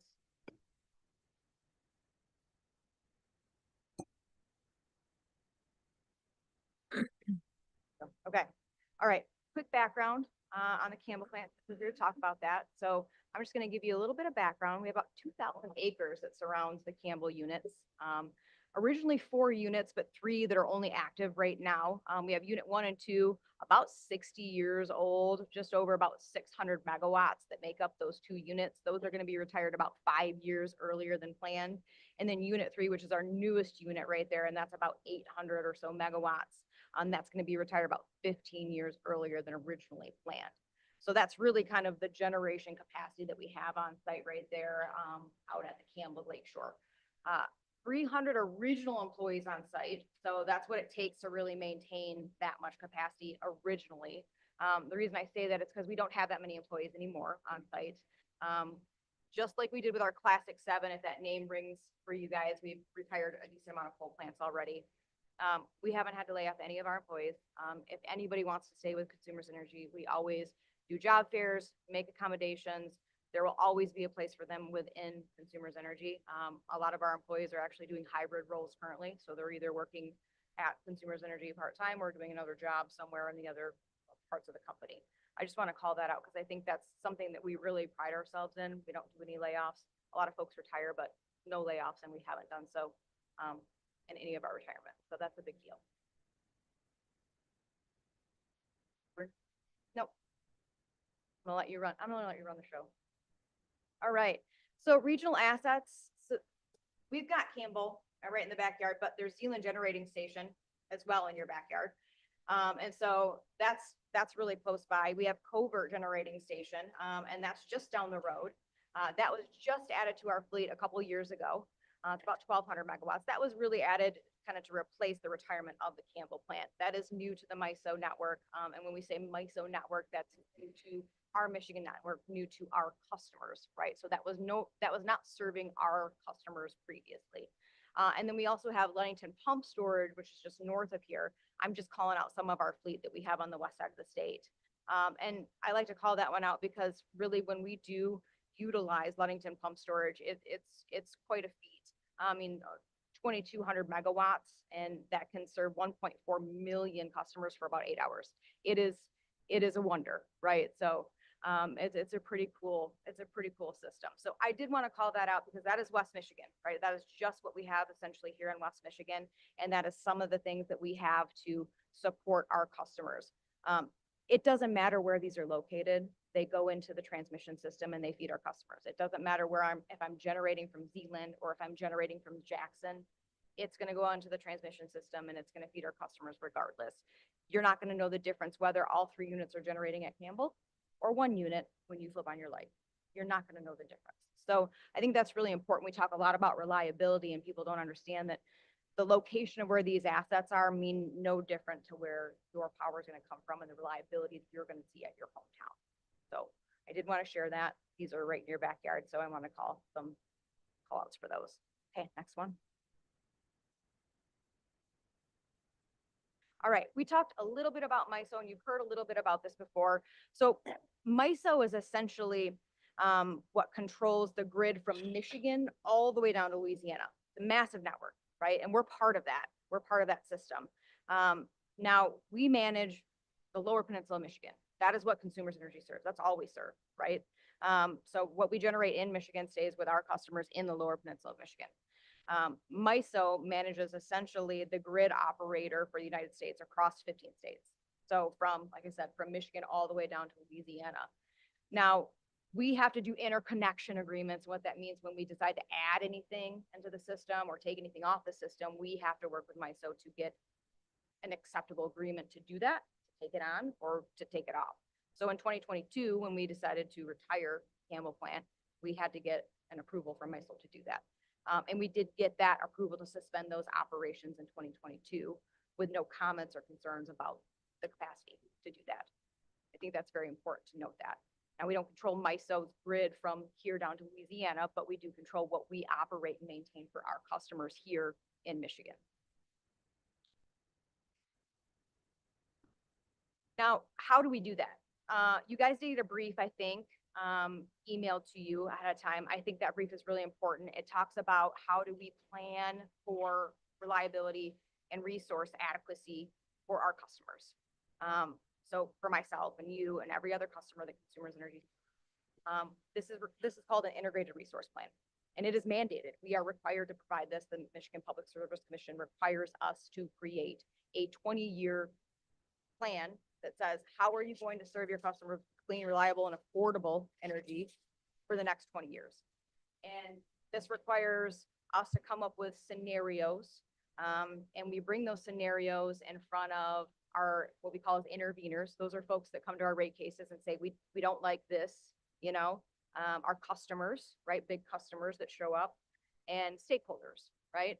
They come to the table in these workshops and give us feedback on these scenarios, what they like, what they don't like, different ideas, different ways we should model certain things or look at different items. So these workshops and these IRPs are done over about 2 years, right? Of modeling, of conversations, of discussion, and then of public open houses and input to determine how this next 20-year plan is going to be integrated. We're actually in the process now of kicking off our next integrated resource plan. The last integrated resource plan is what we called, you've probably heard it called the Clean Energy Plan. We're retooling and we're getting ready to do our next integrated resource plan. New technologies, new laws, new things like that require us to be agile. We constantly need to update those plans and make sure that we're giving our customers, you know, the best technology, the best cost we possibly can. I think it's important to note that there is a plan that goes into place and it's not done in a vacuum. Okay, now you get to see Rich. I'm gonna have him come up. Thanks, Commissioners, Mr. Chair.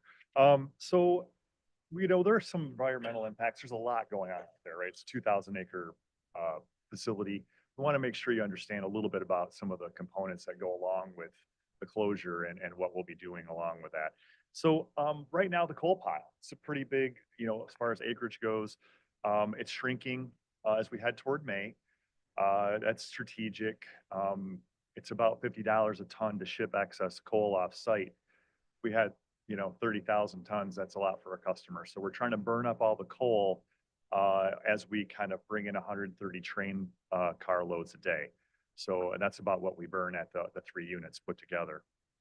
As far as remediation goes for coal, it's good mostly. So historically, we dig out the coal residuals. We keep sampling the soil until we get a clean rating, and then we backfill it with clean fill.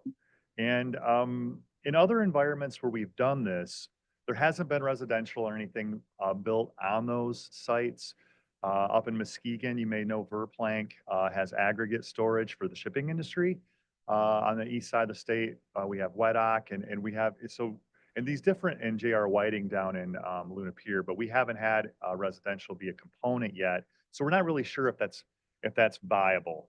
We're not sure yet on that, how that could potentially work out in this scenario. But that, as we'll move forward there, that time will tell. But as far as our ash goes, so you may have read about we're going to be partnering up with a company called AshCore to remove about 6 million tons of coal ash from our landfills over the next 20 years. The ash will be repurposed as a cement replacement material that can substitute about 30% of Portland cement and concrete, which is great for sustainable, you know, building products and construction. That plant is expected to come online in about 2027, and we'll employ about 15 folks over the life of that 20-year plan period. There's a warm water discharge pipe. If you can visualize this, if you're familiar with the area, if you've ever been to Winds Nest Park, there is a pipe that runs essentially from the plant to Winds Nest Park and then south down toward the jetty, right underneath the beach in the Fore Dune area. And that pipe is about 60 inches in width, and that brings warm water to the channel to break up ice. If we don't do that, we will suck Pigeon Lake dry for cooling water really fast. if we have an ice jam. So we need to break that ice up in the channel to make sure water's flowing from Lake Michigan into Pigeon Lake so we can circulate it into the plant for cooling purposes for our boilers. So that will be coming out in about 2027 as well. We'll try to be strategic about that so we don't disrupt summer enjoyment time for the folks that live out there and the bathers and out at Woods Nest Park, which Ottawa County is now managing. It's good collaboration there. As far as other aspects, there's a lot going on out there, but we wanted to highlight some of these things. We've partnered with the DNR over about the last 20 years to ban peregrine falcons. We've had about 50 hatchlings over that time, and I've done it before. And it's not for the faint of heart. We have to climb 200 feet up a stack of 1 and 2, and in a safe way with harnesses and all things. But so the DNR comes up with us, and we kind of help fight off mom as she wants to attack us for we're banding the chicks, and so we do that, and they've shown up as far north as Marquette, Michigan, into the Chicago area. So those chicks grow up to fly away, and they're spotted in other areas of the Midwest. But so what we did at Cobb is we brought the boxes we had there to the Shoreline Inn, which is down on Muskegon Lake, put it on the roof. Peregrines like to dive bomb their food source, so getting them high up is really great habitat for them. So we'll try to find a relocation opportunity, but we'll just see what would, Holland may have something, Grand Haven, we're not sure, but we'll see if we can relocate those boxes. But it's been a great program while we've had it. We've had about 100 bluebird boxes that were maintained by Boy Scouts over the years. Hope College has been a wonderful partner. My son goes there, so I'm really excited about, Hope and all the good things they do. And so Hope's professor of biology has come up and kind of helped oversee the relocation of those boxes to different areas so they can be repurposed and then keep the Scouts engaged with that program. So we wanted to share some high level things there. Go ahead, Shan. And we just talked about the ash there. So basically the ash, you see the coal pile in dark there, that's the coal pile. Lakeshore Drive runs in between the ash area. So the ash area, as you can see, is quite a vast area that we'll be involved with on the east side of the road. And we will ship all that out by rail, by the way. So we'll still utilize the rail system. Go ahead. Just for those of you that aren't familiar, this is the public access that it's attached to Ludington Pump Storage. So between April 15th and October 15th, folks can take a boardwalk stroll. It's about a mile long from the parking area all the way out to the end of the North Jetty. This is something our FERC license requires us to maintain. And we will do that long after the plant is closed. So I think right now we're at about 2069. That's how long the length of the Ludington Pump Storage license is. So we'll do that. So that opportunity exists for folks that want to recreate out there, and we'll continue. So go ahead, Shannon. Thank you. This is just an overall view of that. This is a key feature here. We have, I'll just go real brief over this, but our jetties are on the bottomlands of the state of Michigan. Those Dina may touch on those a little later. But again, the purpose of us we created this back in the early 1960s, late 50s, to allow that circulation of water to come in to the plant for cooling boiler purposes. We got a critical dune there that kind of separates Mountain Beach and some other areas from the rest of the plant. We own that. We're in discussions of how that may transition in the future, but I will just leave it there for now. If I hand this back off to you, Tina. Okay, great.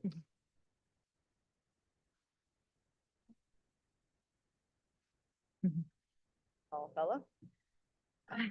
So our timeline it's going to start obviously in 2025 at the end of May. June 1st is our planned retirement date. What we call is a cold and dark activities after that. So basically when we shut everything completely down and drain everything, it's about a 5-year timeline for decommissioning. It's going to take a very, very long timeline. It's a very large complex. We have a lot of marine work to do here. We talked a little bit about that warm water discharge. That's going to take a very long time. All the work we need to do has to be done outside of the summertime months, obviously for reasons for recreation. So a lot of that work needs to be done in our winter months from September, I believe, until April.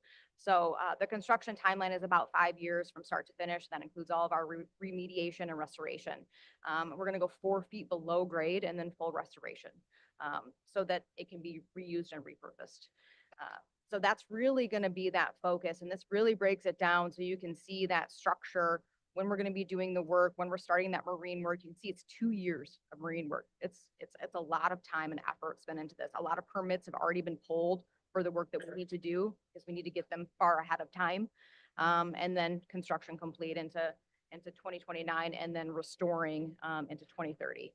So a lot of time and effort into this, a lot of bids and contractors already sorted out and a lot of permits already obtained. This one. So a lot of collaborations. Now, we've been in the community over 60 years. So a lot of these partnerships have been in place for a very long time. Obviously, Winds Nest Park with Ottawa County and previously Port Sheldon Township, Sheldon Landing. A lot of work with supporting the Pigeon Lake treatment, right? Making sure that the weed treatment is in place and supported that by Consumers Energy and all the others in the special assessment in the area. The DNR boat launch, and as you know, during fishing season, if you go there, it is packed, absolutely packed. That's Consumers Energy's property that we allow the DNR to utilize as well. I think it's really, really important to showcase this because we've had these relationships prior, but these relationships were key to being involved as we got into this retirement and are part of our stakeholder collaboration as we move forward. Our neighborhood associations, this is unique, right? A lot of our plants really aren't surrounded by neighborhoods. This is a very unique situation where we have neighborhoods that surround, a complex. So our Port Sheldon Beach and our Mountain Beach and Haven Beach, who actually receive spoils from dredging for beach nourishment, these folks are all key stakeholders in all of our meetings going forward. So I'll have you go forward so we can talk a little bit about that. So we talk about stakeholders and stakeholder engagement. Ottawa County actually had stood this up and the plan to make sure that we were bringing in the right folks to make sure we were fully engaged in talking about this retirement going forward. So leading this transition committee of who needs to be informed about what we were doing with this retirement. So Ottawa County stood that up and brought in the right folks. And then Consumers Energy brought in some of our other entities, our homeowners associations and folks to have a seat at the table and have these conversations. We meet at a minimum quarterly. We talk about everything from the stuff that we're sharing with you today, or construction schedules or concerns with the community. Sometimes our stakeholders actually present to us. We've actually had our homeowners associations give us a full history on what it was like before Consumers was there. It was a really kind of a cool way to kind of share their history prior to Consumers being there. So it's a great way to ensure that it's not just, again, done in a vacuum. We're getting feedback from everyone, including the township and the county and our homeowners associations.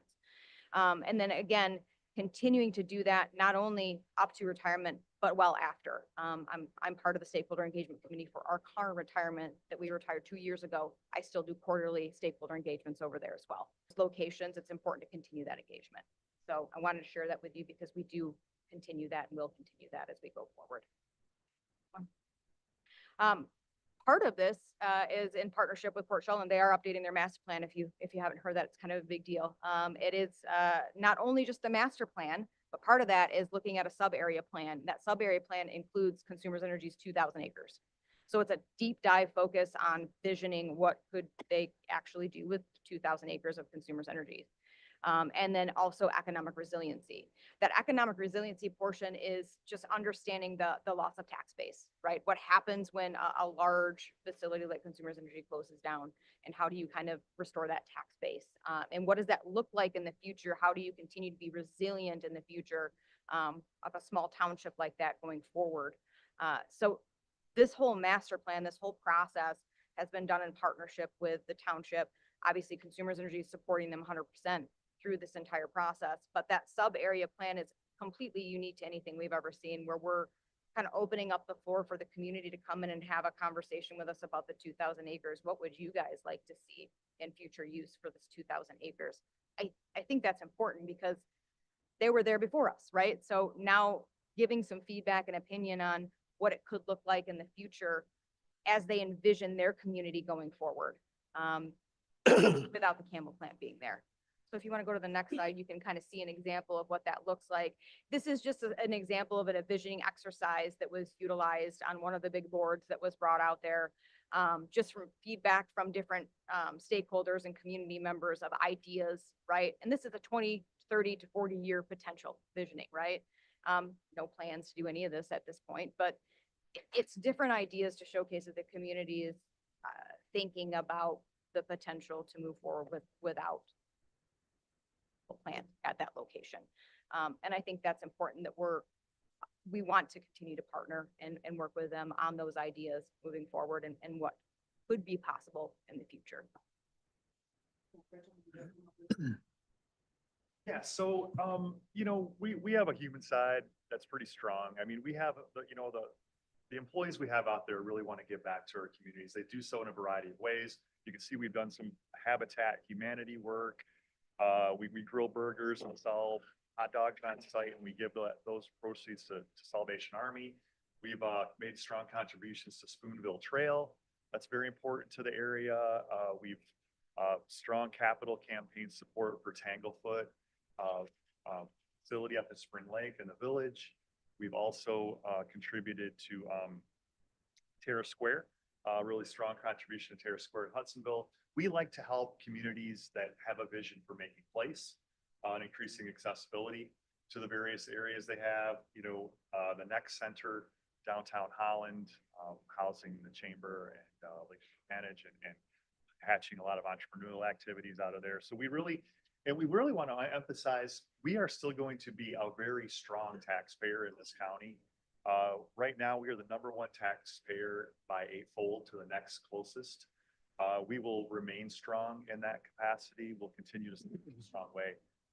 We're investing heavily in the pipes and wires part. You know, our storms are strong. They're getting stronger. We're going to try to match up that distribution to match up and be hard, and so we can take a punch a little better off the Big Lake when those storms hit. So that's about all I have to share, Nina. Now, open it up for questions. I know you guys have a lot. Great. Yeah. Great. Q&A, guys. I'll kick us off. Jacob. Thanks. Demand, what are you know, as we are electrifying our cars and all kinds of different new assets in this world, what are you seeing for demand rates? Yeah, so that's, as we look at our new integrated resource plan, one of the scenarios is looking at extreme demand component, right? What does it look like for electrification or a large electrification component? So that is one of the scenarios that we're looking at as we get into this demand component. So heavy electrification is one of those scenarios that we're actually modeling. So that is something that we are looking at as part of that modeling component to see how does that look for consumers' energy and how do we manage that going forward. So that is something that we are looking at. And I've got two more and then I'll pass it over. You know, I think the #1 reason why we're talking about this today is concerns over grid reliability, instability. Maybe you could share, when was the most recent event where our grid suffered to meet demand and how that was handled, and maybe how, in your point of view, sunsetting the Campbell, which I'd like to talk about the why May, you know, what pressures or what incentives were put on your organization to choose May to decommission. But first of all, if you could talk a little bit about the first question. Yeah, so I don't know if you guys remember I think it started in Ohio, the rolling brownouts that kind of happened back in Ohio. So that's the one that really resonates with me. And I think that's what's really important, because the first call that we got for Consumers Energy and the first asset that was put online that actually protected our customers was the Ludington Pump Storage, right? So it's probably the #1 asset that gets called all the time. But is that only available to us for 8 hours, according to? It's an 8-hour duration, right? Which for some of these events is more than enough for getting us through a major, brownout or issue. But that's the most recent one that I can occur. And that didn't occur directly in our state, right? That occurred on the major grid. So that's the one I can kind of point to more recently. And we were able to enact one of our resources, one of our assets that we weren't actually utilizing at the time to help kind of combat that. So I think that's really important to note that it was something that wasn't even being utilized to provide generation for our customers at the time, but we were actually able to utilize it to support the grid. Yeah, and we do have other peakers. When we talk about base load generation, we have other assets that are around the state. We call them peak load generation or peakers, right? So we have a gas peaking plant that's over on the other side of the state. That's our Karn plant. We did retire the coal portion of that, but we still have the gas portion. We didn't even have to utilize that last year at all in order to meet our demand load. And before you jump on to my final, Palisades, I didn't see you have that listed on there. Why is that? That's not, we don't purchase power from Palisades. Oh, okay. It's not, but doesn't it feed into the grid? Yes, it does, but Okay. it's not on our asset list. Okay. From it. So it's on MISO's network, essentially. You know what their megawatt generation is? Oh, 800. 800? Okay. I just want to make sure I had the full picture. Yeah, no, you're good. So why May, and what is, you correct me if I'm wrong, what is pushing us to retire? Yeah, in June. Why June? Or Yeah. May, I guess. Yeah. So really, the timeline is just based on like a generating timeline, what makes sense for consumers' energy based on, I'll say like a generating budget, right? So that's just kind of our 10-year timeline, what makes sense for us to retire at that point in time. And why are we doing it? When we built that IRP, that clean energy plan, and we went back twice, right? So our original plan, we actually had just retiring units 1 and 2 for 5 years, and we were going to keep unit 3. And then we identified that economically it doesn't make sense to run unit 3 without 1 and 2. Do you mind pulling that mic a little bit closer to your mouth? Yeah, it didn't make sense for us to actually run unit 3 without 1 and 2, right? So we kind of came back and looked at it and decided that we were going to retire all 3 units, right? And you can see that in that briefing that I provided, we actually had to do a settlement, right? They felt like we didn't have enough resource adequacy to kind of come back. Part of bringing covert on is one of those components that allowed us to kind of get that settlement and act, and that 2021 clean energy plan is what we settled on moving forward. So that clean energy plan also identified about $600 million savings over 20 years for our customers for that retirement. So that identifies a savings that goes directly back to our customers for that retirement. In addition to everything else that we have, that includes renewables that get brought onto the grid, which are cheaper than what we have, including the purchase of the covert plant and then the cost of that retirement. So that is a savings to our customers, which is part of the clean and affordable and reliable energy. So it's an economic decision is what it breaks down to. Sorry, one more. Why does it take 20 years to remove the fly ash? That's just how long it's going to take for us to take it and then process it on site, right? So it needs to be processed on site and then loaded in the cars and then hauled off. So the soonest that reconstruction on that site would be available is a couple decades from now, or? Yeah, that's going to be on the east side of Lakeshore. So the west side would actually be available sooner than that. So that's where we have our remediation, where the old fly ash landfills are. So Thank you. yeah, no, great question. Nelson. I have a few and maybe we'll come back to me, but first of all, thank you for both being here. I want to acknowledge Rich has been at different municipalities. I've seen him in my district. With that said, I do think that sometimes, after Rich comes, I think that's maybe typically when people are starting to think through some of the questions that they might have. And so I did take the time to reach out to all 5 townships, including the city of Coopersville, to ask what questions they might have. I've also reached out to state senators and state reps and have been in communication with them. And part of my conversation is going to be for the 2 of you questions. And I also want to have conversation here as the board to have discussion, I think, amongst us as commissioners.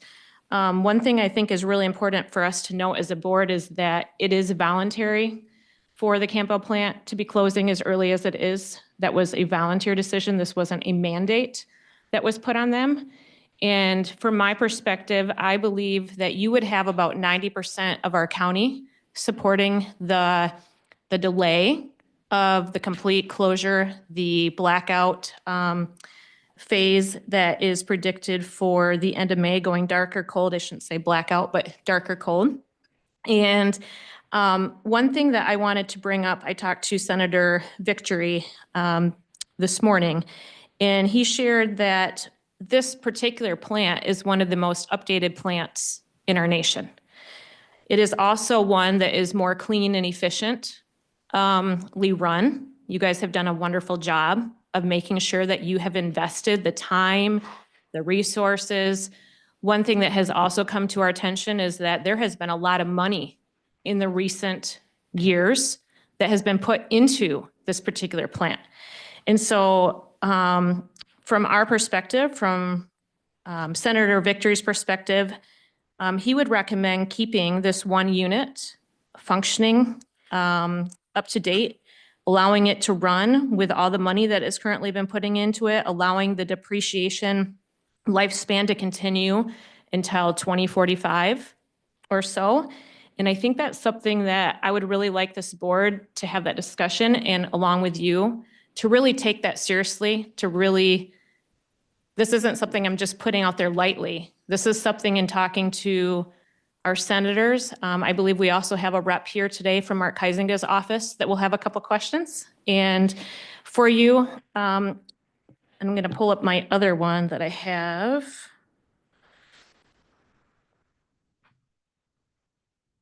In speaking to somebody that serves on the Energy Task Force Committee at our state, has high level of concerns. Here were some of his questions. Why are we consumers putting all our eggs in the basket of natural gas? And you know, from our perspective, fueling diversity is important. And to put everything in just one basket, that's, for me, that's a dangerous precedent.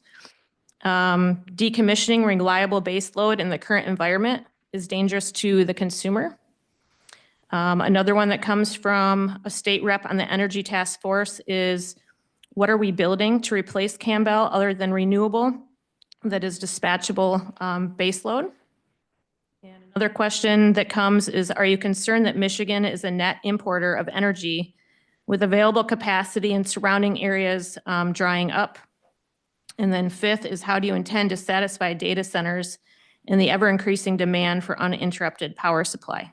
And I know I just put out a lot of them, but those are some pretty big concerns coming from somebody who's working on our Energy Task Force in Michigan. First question was about the investment into the air quality control and then operating maybe just unit 3 and then retiring the other 2, right? Yep. Paraphrase. Yeah. So correct me if I'm wrong. I just want to paraphrase and make sure I didn't miss anything on that first question. And so we do have a new energy law that does require us to retire everything by 2040. So we'd still have to do that. Economically, even with the investment put into the air quality control system for unit 3 alone, it doesn't make sense for us to operate unit 3 standalone without units 1 and 2.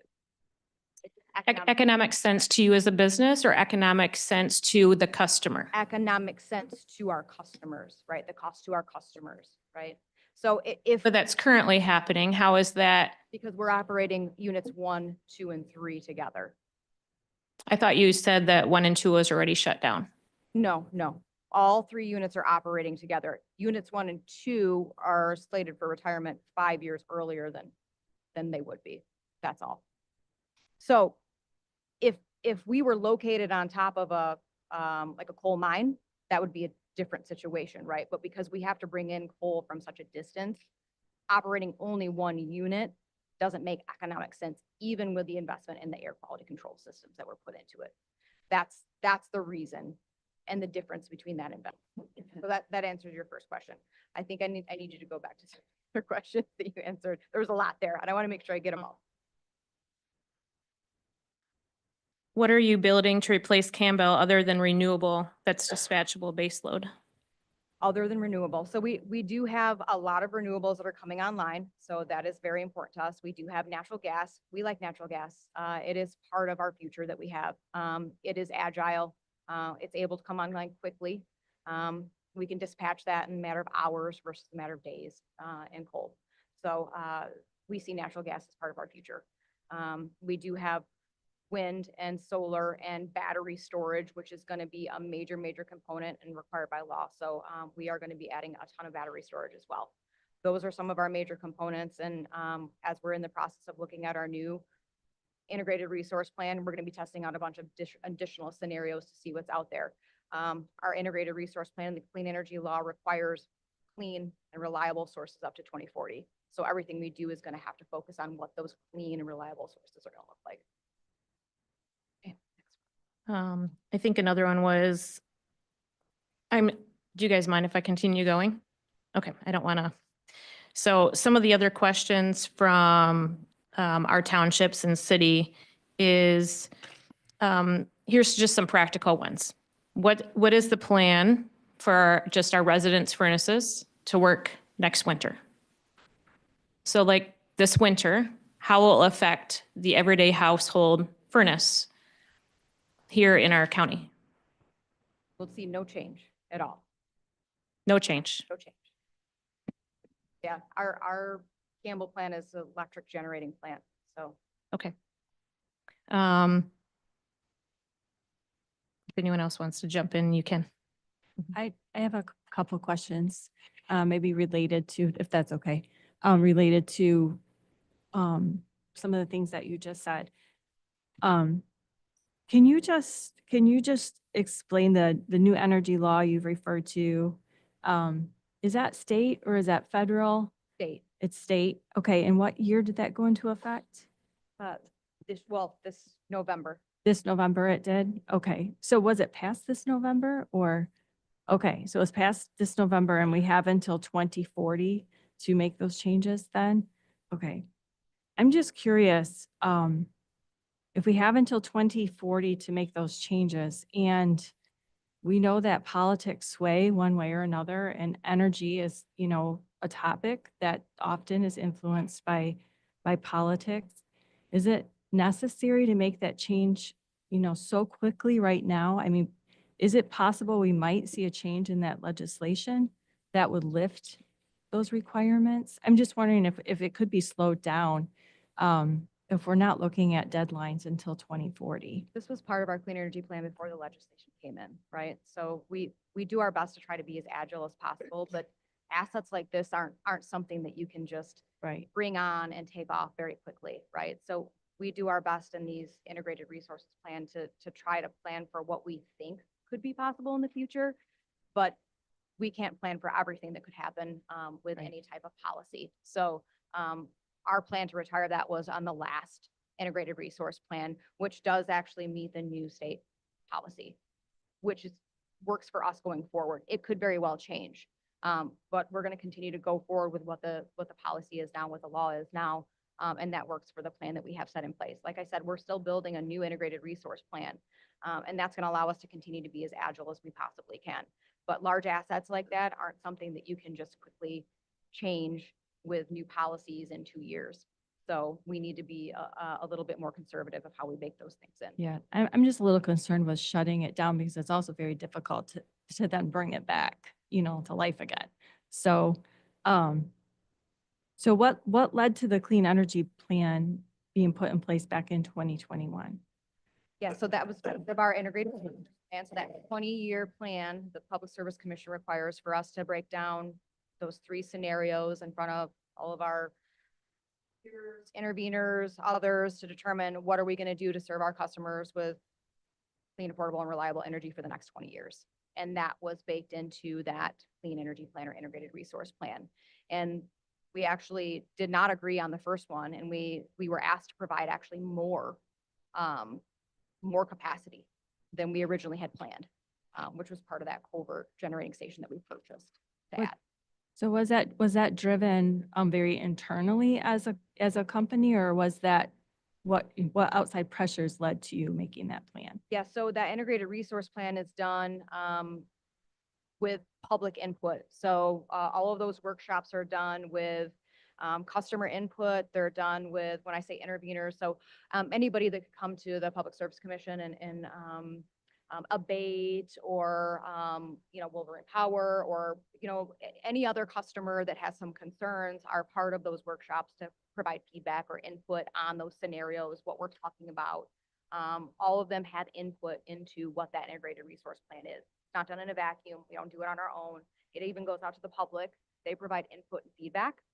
And then the Michigan Public Service Commission actually reviews and decides to move forward or kicks it back to us. And then we have to go through iterations and settlements. Okay, so was that kind of state driven then a little bit? Well, the Michigan Public Service Commission requires that integrated resource plan. Okay, So that's our regulated authority, right? We have to follow what they require. okay. All right. Kim. Quick question. I first of all like to thank Rich. Last week, I had an opportunity to be on site, and we actually got into Unit 3 and talked about a lot of these issues in some detail. Just some questions, and there's an elephant in the room, and I just want to make sure that we're fully addressing this. Yesterday, I spent a little time going over MISO's website, and I'm still don't feel like I really have a complete thought process on how MISO works with the grid and consumers works with MISO and the grid. But I did see they had a publication that they had put out, MISO's response to the reliability imperative. And this is dated 24, which would be after you reached agreement in 22 on some of these things. But they talk about their concerns on data centers, some of which are being cited in West Michigan, moved towards electric appliances and on and on and on. But they voiced some concern in this publication about hasty transition, closing the coal plants at this point, that renewables are the future, but that we're not there yet. And I guess so just how would you respond to that? Yeah, so we've actually asked for some feedback from MISO as well, and we haven't received any. So I think that's important to note. We control Michigan and ours, right? So we're But responsible. I'm sorry, isn't that feedback right there?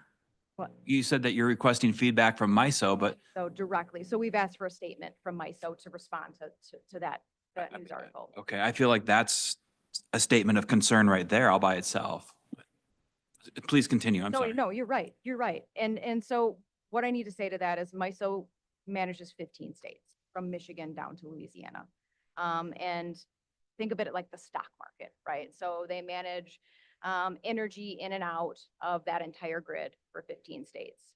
And so Michigan is a component of that grid.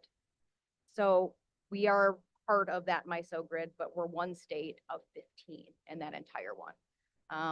So I can speak to what we can control within Michigan, and we provide power to the lower peninsula of Michigan. And I provide an integrated resource plan for the customers in Michigan. I can't speak beyond what MISO talks about and their resource adequacy beyond what I can do in Michigan. And I think that's important. I mean, I can't go beyond what MISO is talking about outside of what I can do in Michigan. Is that fair? Is it possible that we could be contributing to the stress on the MISO grid by early retirement on some of these things? I mean, I get that. That's the question, I guess. So the question is, should we provide additional power? Should our customers pay for additional power to support MISO's grid? Isn't that an aspect of being on a grid? I don't know the answer to that. The customers only pay for what they use, right? No, No? So they pay for other states? no. If we were to keep an additional generation on, right? So baseload generation that we don't have to use. So, and that's part of part of having generation for what we need, right? So if I have more generation than what I need, I'd have to maintain generation that I'm not utilizing, right? That can be Right. brought online for emergencies or other issues. Isn't it sold though to into MISO, sold to other states? And it can be, but with baseload generation, like a Campbell plant, it operates all the time, right? So you have to keep it online, operating all the time. So units like that, you're maintaining and you're paying for, and customers are paying the cost of keeping it online and operating. So you're additionally paying for extra capacity that is not needed to serve customers, to have additional capacity to serve for in excess, right? So you're having excess generation not needed for our customers just in case, right? So it does come at a cost. Yes, you could do that. It does come at a cost, and it comes at a cost to customers. Our job is to do what we can to serve reliable and affordable energy to our customers, right? It's a balance in order to do that. This is a $600 million savings over 20 years to our customers, but it's also done in a way where we can do that reliably and provide customers with reliable power. I have a follow-up question on that. So do I understand correctly then that we have excess capacity in Michigan? Yes. Do we know how much excess? Yeah, consumers has excess capacity for consumers' customers. Do we know how much excess capacity there is, baseload? Okay, that'd be interesting to look at. So from my perspective, at least my constituents, when it comes to power, only care about two things: cost and reliability. You know, we've been having the reliability discussion, and you said this closure is going to save money. Can you give me a dollar figure? Are you going to lower rates? Or how is this going to actually affect our constituents? Because unless their electric bill is going to go down, I don't think they would really care to see a change that could potentially impact reliability. Yeah, keeping it open would actually cause rates to go up. So the $600 million is helping keep rates down. It is part of our plan to reduce rates long-term. How do you have any dollar figures? Why would it necessitate that rates go up to keep an existing already built plant operating? Part of that integrated resource plan and the cost of removing this asset offline was part of that entire rate plan. So if we actually kept this with the purchase of our Covert plant, and if we kept this Campbell plant online, it would actually cost additional capital or cost our customers additional cost if we were to keep this plant online. So more dollars to our customers. So it's cheaper to eliminate this plant and build 8,000 megawatts of solar than to keep an existing already Solar is built plant. actually cheaper than- So one of my concerns with the solar aspect is we have a 2,000 acre power plant already online. I don't know how much acreage 8,000 megawatts of solar would create, but what I do know is that per Michigan law, now the state can step in and completely throw out this board and all of our city and townships authority to choose where to site solar. And that's very unpopular here. So why are we closing down an existing, cordoned off power plant now to allow massive solar fields go up in places that we have no say in where they are, that we may not want, and have the state government come in and completely change the way, our county, I guess, structures its electric layout? I mean, we get that. And our goal as we move forward is to work with our townships and our customers to site them and to not go state, right? To identify where we can put these in a place where we can work with our townships to meet them with their ordinance to do this the right way. And we firmly believe that. But it is part of our plan to do that in conjunction with the closure of this coal plant. So if the coal plant is shut down, would you utilize those 2,000 acres for solar? No, the property itself, with the fly ash and the landfills that we have and the remediation that we have on site, it doesn't really lend itself. It's very heavily wooded. There's transmission lines. There's some natural resources and wetlands. It doesn't really lend itself to solar. So it's not really set up appropriately for that. We look for flat open spaces. Farmland. Yeah, flat open spaces, farmland, neighbors that are willing to keep their property. What we would look for. And the quiet part out loud. Thank you. Hey, all right. In a unique position that about 15 years ago in the city of Grand Haven, we started looking at decommissioning the JB Sims plant, coal-fired power plant producing about 70 megawatts. I happened to have sat on city council and made the decision to close that. One of the reasons we made the decision to close that, well, there were numerous. Certainly, an environmental impact from a coal perspective was one of the factors, but that was lower down on the list. Top on the list was that it was going to cost $30 to $40 million to upgrade it, to keep it running because it had gone well past its useful life. What I'm hearing is different with this power plant is that you guys have anywhere between 5 and 15 years useful life left. And so those massive amount of expenses that the city of Grand Haven would have had to incur to keep our power plant going, you guys don't face that same situation that we did. Other challenges, yes, but a significant capital investment is not one of them. Second thing that comes to mind is part of the reason we were able to close the power plant and feel good about that was the grid. And I remember asking our director of operations the following question when it came to rebuilding something new. I said, so if the grid goes down and we're generating power in the city of Grand Haven, we were looking at upwards of 36 megawatts by a natural gas-fired power plant, more of a peaker plant. Could we throw a switch and power the city of Grand Haven? And the answer was no. There's no switch. There's no magic switch you can throw to keep that power right here. And I understand it's the same thing with our consumers power plant, that there's not a switch that we can throw and keep that power local. So that leads me to, it's a total amount of power that's out on the grid. And what I haven't heard yet is that there is an additional 1,420 megawatts somewhere coming online at the same time that you guys are shutting down in May. I've heard that the nuclear power plant is getting ready to come up. There's other things on the horizon. We're bringing in more green energy, battery storage, and everything else. But for me, I'm a little bit with Jordan, our customers, of which I'm not one, indirectly I am, in the city of Grand Haven. When they throw the switch, are the lights going to come on? And the only way the lights can come on is if there's enough power into the grid serving our area collectively. And I understand that consumers only control so much, but I haven't heard anyone say that there is additional capacity being brought online right now to replace what you guys are taking offline.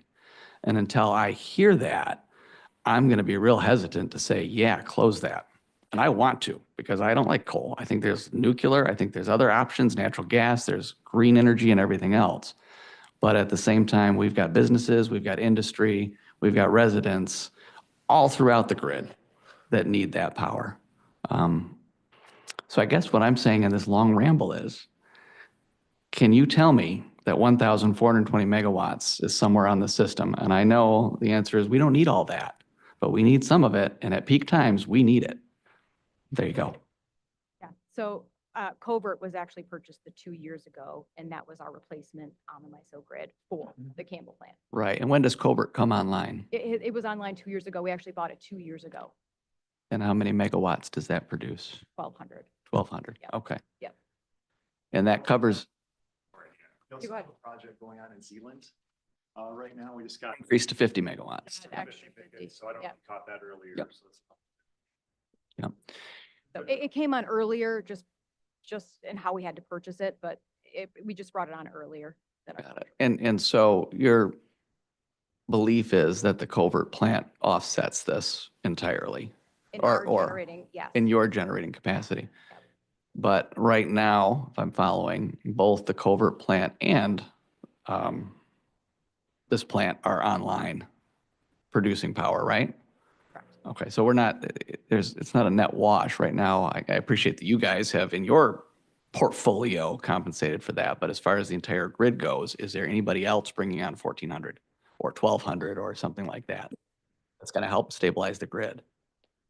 Part of our plan 2 years ago to bring that on in a replacement for Campbell. Yeah. So really- Do you know what, do you follow what I'm asking? I think I know what you're asking. I think what you're asking is, was Covert online 4 years ago?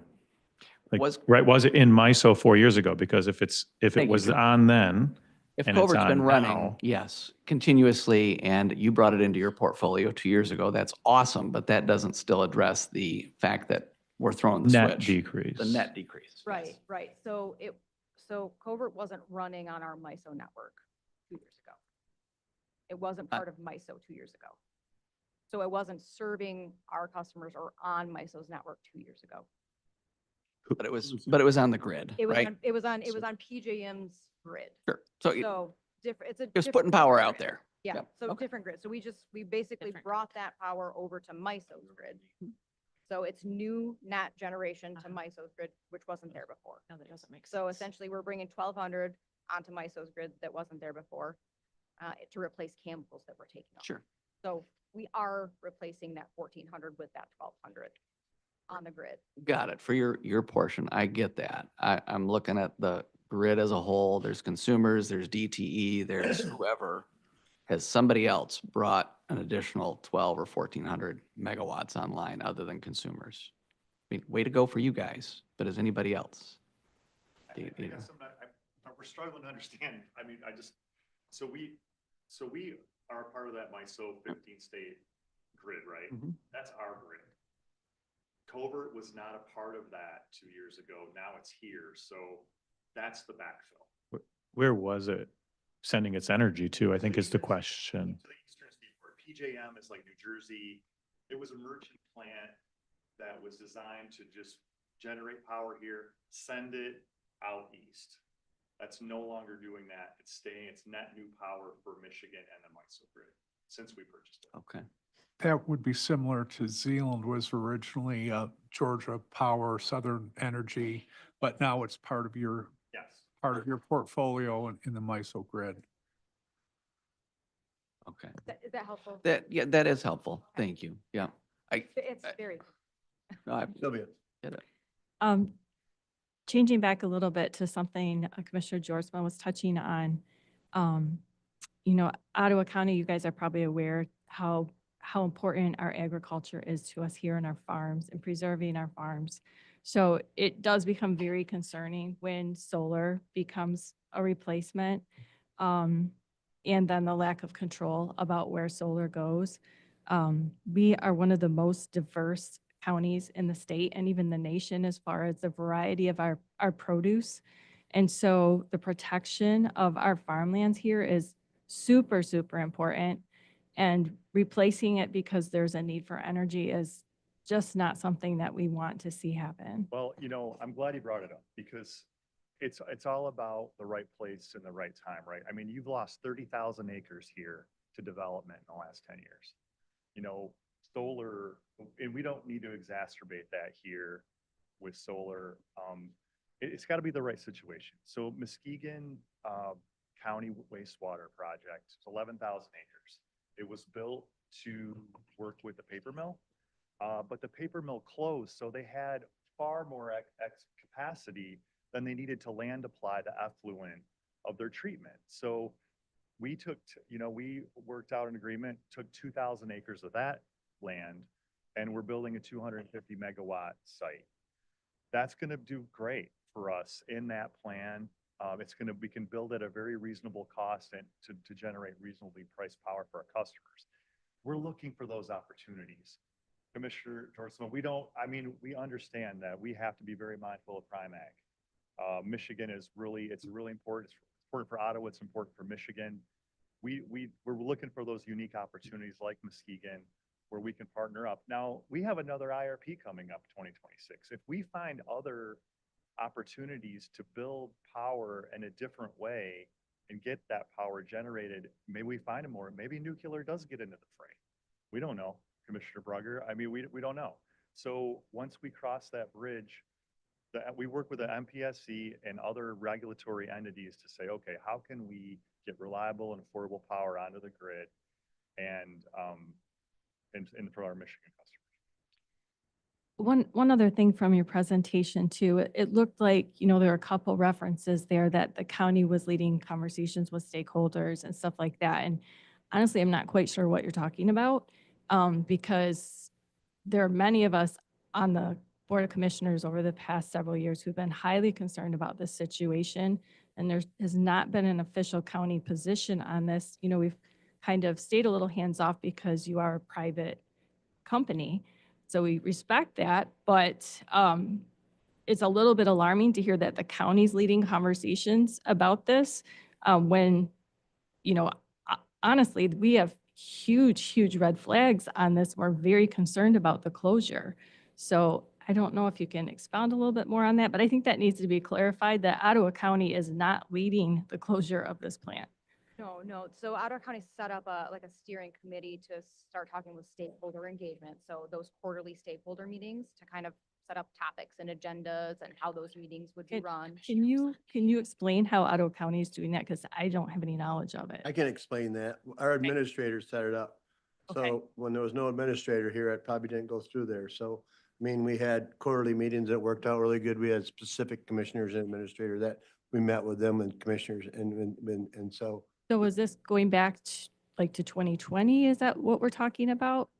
Because that's not been true over the last 2 years. Correct. Yeah, so Commissioner Cosby was invited to the quarterly stakeholder meetings as well, and other commissioners were. And so I believe some of you have also been invited to one in a couple of weeks as well, that are in your district. So on the 27th, there's another stakeholder meeting, so. But were we actually leading those meetings? Yeah, so there's like a steering committee that helps kind of come up with agenda items and other kind of offshoots. So there's like the Pigeon Lake Reliability Steering Committee that I believe Paul Sachs is leading as well. So offshoots of that as well. What should we be talking about? What the agenda items are? What are the topics of concern? All stemmed from Ottawa County. But not the board. But not the board. Right. At least not in the last couple of years. I'm not aware of any of it. Oh, I agree. There's been communication, like little dabblings in coming to take a tour, but there's been no invite to sit down and have discussion. Well, I didn't know there was a committee. No, correct. If there was a committee, I'd definitely have voiced opposition to the direction that it's going, and I'd still would like to. I just think it's important that how that is being stated in the community, because the Ottawa County is not leading. We're not trying to help lead the closure of this plant. There are big red flags and concerns. Commissioner Kuyers? yeah, go ahead. I'm not sure of the time schedule for Josh. He's here from Senator Mark Heisinga's office. Would it be all right if he had anything else to add to come up to the podium just to put his statements on record a minute? And then I have some additional questions. Sure. Thank you. Questions there?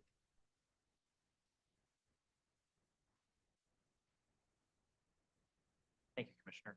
My name is Josh Volk. I'm the Director of Communications for State Senator Mark Heisinga, who represents the northern part of Ottawa County. Thank you, Commissioner, for inviting us here today. Just two questions that the Senator had, and I'll read these and then sit back down. Senator Heisinga represents two of the fastest growing counties in our state. Can we be assured that our base load generation will be adequate for residential, industrial, and commercial growth? And then secondly, can you tell me in the year 2024, was Consumers Energy a net importer of electricity from other states and provinces or a net exporter? Thank you. Thank you. Great questions. I'd like to hear the answers to those questions.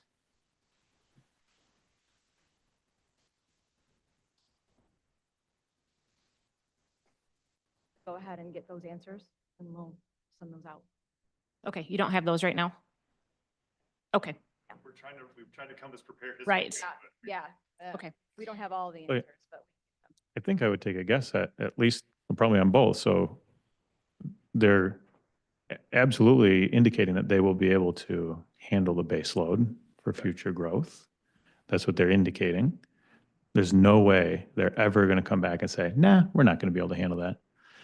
So whether it's true or not, we know what the answer will be.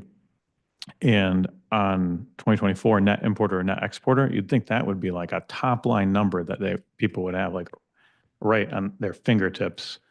So I would really be interested in learning more about that. Go ahead. All right, so I have some additional questions that came from, first one, I just want to bring up to this board that I spent an hour talking this summer with a retired engineer. And when I say retired, you know, a lot of the conversation that was had today was presented to us is that no one's being laid off. There's been retirees. But from my perspective, what wasn't shared based on from what this engineer was sharing, it was really people going into early retirement, right, due to the closure of this plant. And one thing that this retired engineer had shared was he had very grave concern about rolling brownouts. And that's the opposite what I'm hearing here. And it's someone that has spent time working within the Campbell plant for years.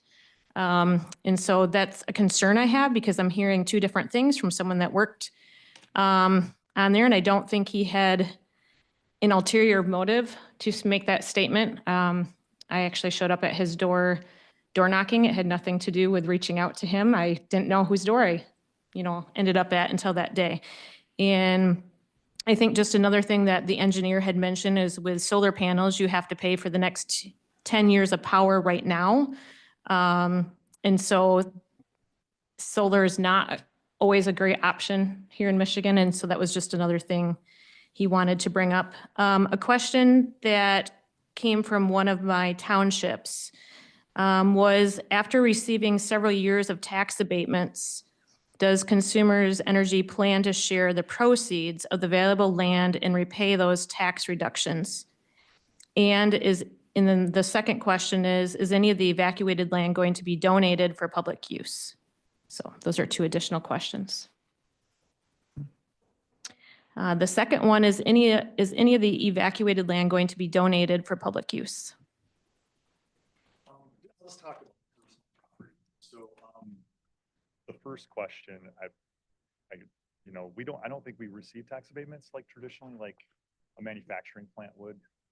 We don't come to Port Sheldon Township to get a PA1, whatever. But so that's a foreign issue, us, I think. But as far as the personal property, we have a lot of stuff. We're going to try to repurpose as much as we can. But I've invited Grand Haven Township, Lakeshore Nonprofit Alliance, Ottawa County. I think I have a note into Paul maybe, and some other folks here, your facilities people. We're going to try to donate. There's a lot of stuff that that maybe isn't fit for auction or repurposing certain parts of the state. So we do try to, computer monitors that are a little bit obsolete, but maybe a nonprofit can use. So we try to, do repurpose those type of things and get them back into the community. Glassware for in our lab maybe could go to the West Ottawa AP bio class or chemistry class. So we're just trying to get that stuff back out, so it's less that we have to throw away, or potentially, it just doesn't have any value if it isn't value in auction or something like that. Yeah, I got one.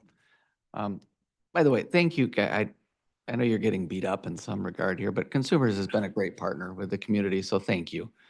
Just want to say that. While we were talking here and a few other questions were asked, I looked up the report that I think Jim, Commissioner, had mentioned. And I've got this is the NERC website. I'm sorry, I know I was called that in high school. You were a nerd. Nerd? That's why you moved on to Campbell. Yeah, so I moved on to Campbell. That's good. And I apologize, not everybody can see what I'm looking at here, but this is a table provided by them. And it's got all of the different grids, MISO, Manitoba, Sask Power, Southwest Pool. These will be all familiar to you guys, Ontario. And every single one of these grids that are mentioned all say that the risk level for a lack of enough capacity is elevated, with the exception of MISO, which it says the risk level is high. And I think this is what we're getting at. And I'm sorry if my questions were too specific or not specific enough with the 1,400 megawatts. But when it says for the year 2025, it says risk summary, resource additions are not keeping up with generator retirements and demand growth. Reserve margins fall below reference margin levels in the winter and the summer, which I assume to be peak times. And I understand you guys are a business, it's a for-profit thing. I'm not big on government telling you what you can and can't do with your business. I would just ask on behalf of, I guess, everybody on the MISO grid to stay online longer so that that risk level goes from high down to elevated, which is not a great place to be either. And I will just throw that out there for you guys. That's as a elected official, we're talking about stuff that's really above our pay grade to a large degree. But when I read risk level high combined with a local plant shutting down, I just think, God, there's an opportunity I have to speak out. So please, you're a private business, but please consider staying online longer. Thank you.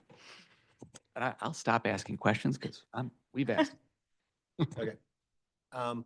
We could go on for this till 2 Yeah, o'clock. I'd say one more thing, Commissioner Kyers. Can I do this, okay? I want to do this. I want to move this onto the board meeting on 27th. And we can make this a resolution to move this on and bold it as a full board. And I think that's where it should go. And we'll put it on the agenda if that's okay with you guys. Because right now, our questions could go on until 2 o'clock. Is that okay with you guys? Yeah, I just wanted to make one statement, I guess, while Consumers was here, because I don't know if they've seen the NERC study. Have you guys had an opportunity to see what Commissioner Bruger had mentioned? It was something that the entire board received from one of our state reps. And why I feel it's important for you guys to know is that the takeaway from some of our state reps is that we are desperately short, kind of going off of Commissioner Bruger's stink, of the baseload generation, which is power. It's always available no matter wind or sun. And we also need more high voltage transfer capacity. And one thing that one of the reps shared was that Michigan is the second worst in the nation behind Texas. And last year we had 6 max gen events in Michigan, meaning 6 times we were close to rolling brownouts. And if you haven't had a chance to see that report yet, I think it's really important for you to set eyes on it. So I just wanted to take the moment while they're still here that if they haven't, they should be looking into it. Well, thanks for coming here and thanks for reporting to us. Thank you. So we'll look forward from hearing from you more, and I'm sure you'll be hearing from us. So thank you much. Thank you. We just want to make sure, I'll just follow up and look at the minutes ahead of the 27th. We just want to make sure we got all your questions. Want to make sure we get those. So Okay, so you can respond to us for the 27th. Thank you very much. Thanks a lot. All right. Thank you. This is the second time for public comment. If you would, please keep it to your name and address in 3 minutes. I was sure you were coming up. Yes, right. I guess right. Joseph Parnell McCorder, Georgetown Township, volunteer and leader of the Save the Campbell effort. I want to thank this board profusely for your excellent questions. I really appreciate it. Up to on some comments. Consumers Energy plans to replace the Campbell in part with batteries. Batteries do not generate electricity, so what will generate electric for these batteries? MPSC is engaged in the unconstitutional act of overthrowing local zoning and forcing Michigan communities to convert valuable Michigan farmlands into solar panel and wind turbine fields, while 79 Michigan counties and townships are trying to sue them over this. Grid operator MISO says those solar panel and wind turbines do not qualify as reliable electric baseload, yet MPSC and Consumers Energy, which reports it to it, proceed as if they are. Furthermore, they ruin our valuable farmlands that are anything but environmentally safe. Many of them contain toxic chemicals which spill out into the soil, and they become a nightmare to dispose at end of life cycle. Also, the Trump administration is planning to stop funding solar programs, and so the whole economics of their program are in doubt.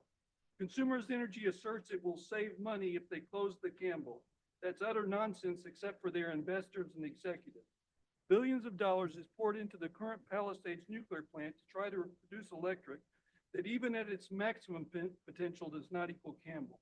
The most recently completed nuclear plant in the nation cost over $30 billion, providing the same electric that Campbell does. There are many additional factors that make closing and demolishing the Campbell more risky now. Trade wars with Canada, in which they're threatening to cease selling us electric. Another thing, energy-hungry data centers like are going in Kent County. Also, as documented by NERC, which you mentioned, our regional grid is in the worst shape in the nation because of all the plant closures. We will not have the luxury of depending on others to supply our region's electric grid. Thank you so much. We'll have more comments. Thank you. Yeah, you have 53 seconds left. That was somebody alarm in the audience. Get to hear me more. Could you please cite your phones in the audience? Thank you. Okay, there is a viable path to delay the closure. Michigan law recognizes the need to delay closures if the grid is endangered, which it is. If Consumers Energy fails to heed a county request for delay, then the county should join Wolverine Power in litigation to delay the closure. Wolverine Power has already enjoyed success in the courts. If Ottawa County were to join in separate, it would add to the legal weight for delay. Now the federal administration is on the side of delay as well, and there's a strong possibility they will weigh in to help delay. At the same time, Ottawa County should be working on getting local control of electric like Zeeland, Holland, and Grand Haven. Zeeland residents pay 58% less for electric than Consumers Energy There you go. customers. Thank you. What time is that? The other time is up. Is there any other public comment?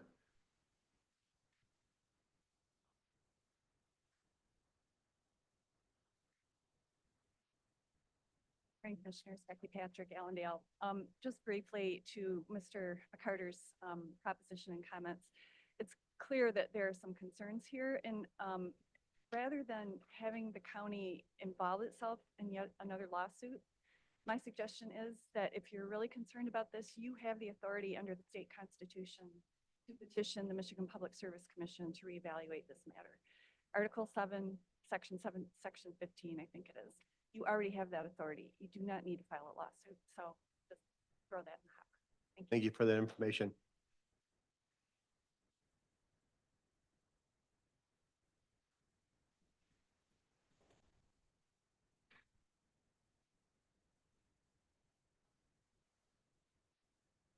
Nickel, Georgetown Township.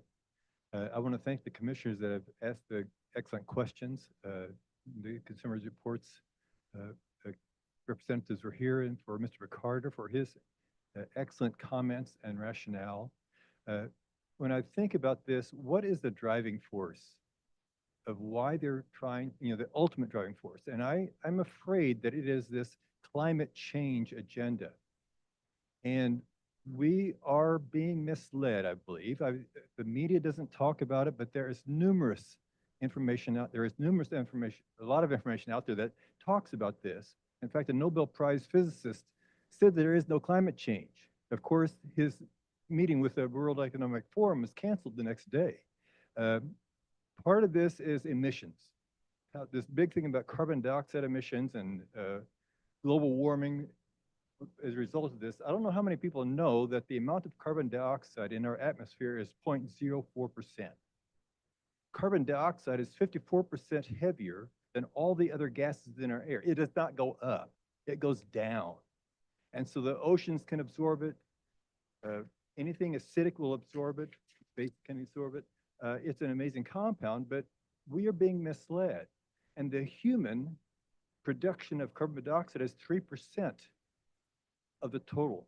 That means that if we would remove all carbon dioxide produced by humans, all these power plants, we would eliminate a whopping 0.0012% of the CO2 from this world. We are here being fed a narrative. Greta Thunberg talking about the world, all humans will disappear in 5 years. Well, that was 2018. We're still here.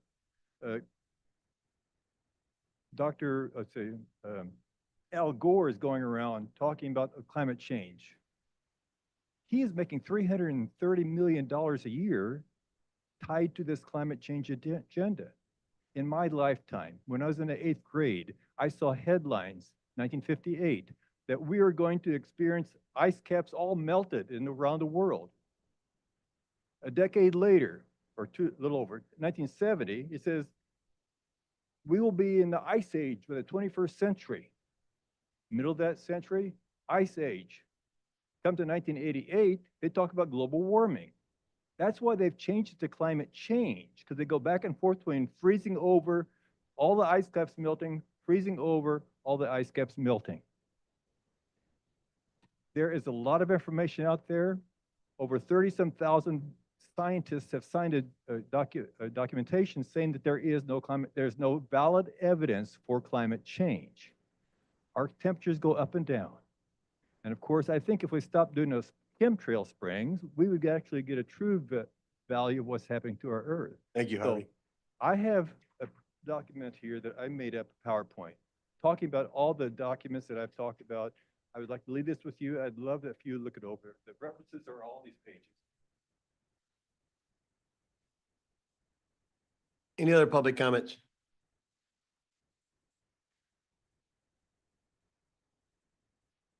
My name's Dave Barnowski and I vote in Port Sheldon Township. Anyone who's arguing that climate change is not real is not paying attention to the reality. You could light that pack of information he just gave you on fire, except it would contribute to global warming. However, I've seen a lot of bad questions. I've seen a lot of bad faith effort, in my opinion, opposing the shutdown of Port Sheldon Township's power plant. But blind squirrel finds a nut every now and then. There might be reason to pay attention. Most of what Mr. Carter says has been, in my view, irrational, and is especially what he proposes. But the core point might have some merit. So, some caution. What Ms. Patrick suggested to ask the I forget the initials that she, the people who regulate the power industry, have them look at it, have us look at it. I know just sitting here, I was able to pull up the MISO power board and see how much power is being used this minute. But in addition, this county, we just put a whole bunch of asphalt parking lots. We just opened a bunch of asphalt parking lots. Now that puts radiated heat back into the environment. A lot of people are putting solar panels above parking lots. Keep them from being put above, from eating up Farmland. cropland. And to keep them from re-radiating that heat back into the atmosphere. There's a lot of ways. Oh, and to your point, Mr. Bruger, there's a way that you could keep that as an emergency power source to the county if you put up, for instance, at the new juvenile justice system, juvenile justice building, if you put solar panels over that new parking lot, you could possibly power some emergency backup just for that building. Or for, you could do it out here too. But anyway, there might be something to it, but I wouldn't believe all of their arguments. Thank you, Dave. Any other public comment at this time?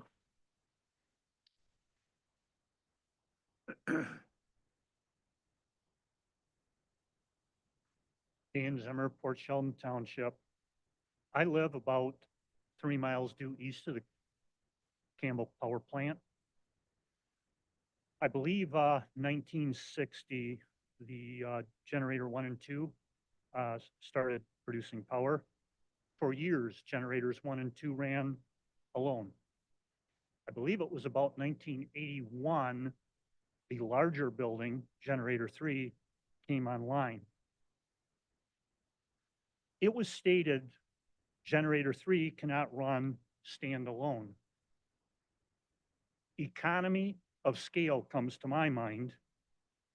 What is the dynamic that makes generator 3 dependent on generators 1 and 2? That's all I've got to offer. Okay, thank you.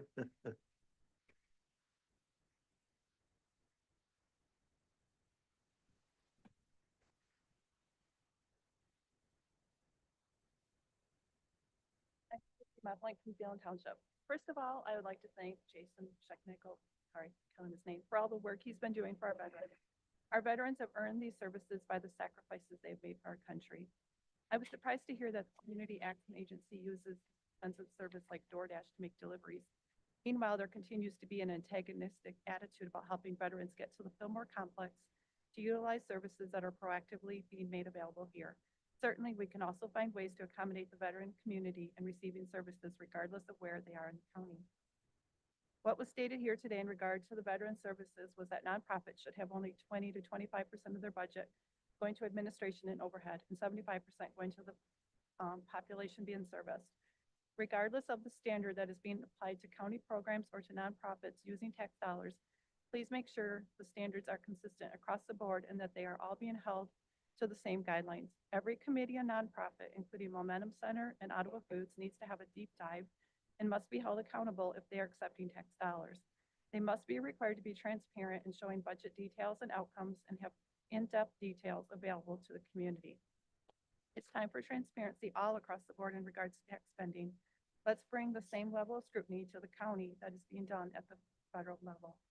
On a different note, I would also like to thank Dr. Brashears for being such a fighter for the people and families of our community who need help, and also for working diligently on the disparities in the funding throughout the state. I've heard from many Ottawa County residents who have shared that they are thankful to have him working for them. One additional note is I would like to join others in saying thank you for the great questions, commissioners, regarding the power plant issues. I think most residents have seen less reliable services from consumers, so many people have acquired generators to improve coverage since they don't feel like they can rely on the system. The additional concerns for the general public are the ongoing high prices for services, and additionally hearing that our county is being considered for giving up farmland for solar supply in exchange for a currently still viable power plant. So thank you for shining light on the issues, and if there's anything you can do to change the direction of this issue, the community would appreciate it. Thank you for your time. Thank you. Is there any other public comments at this time?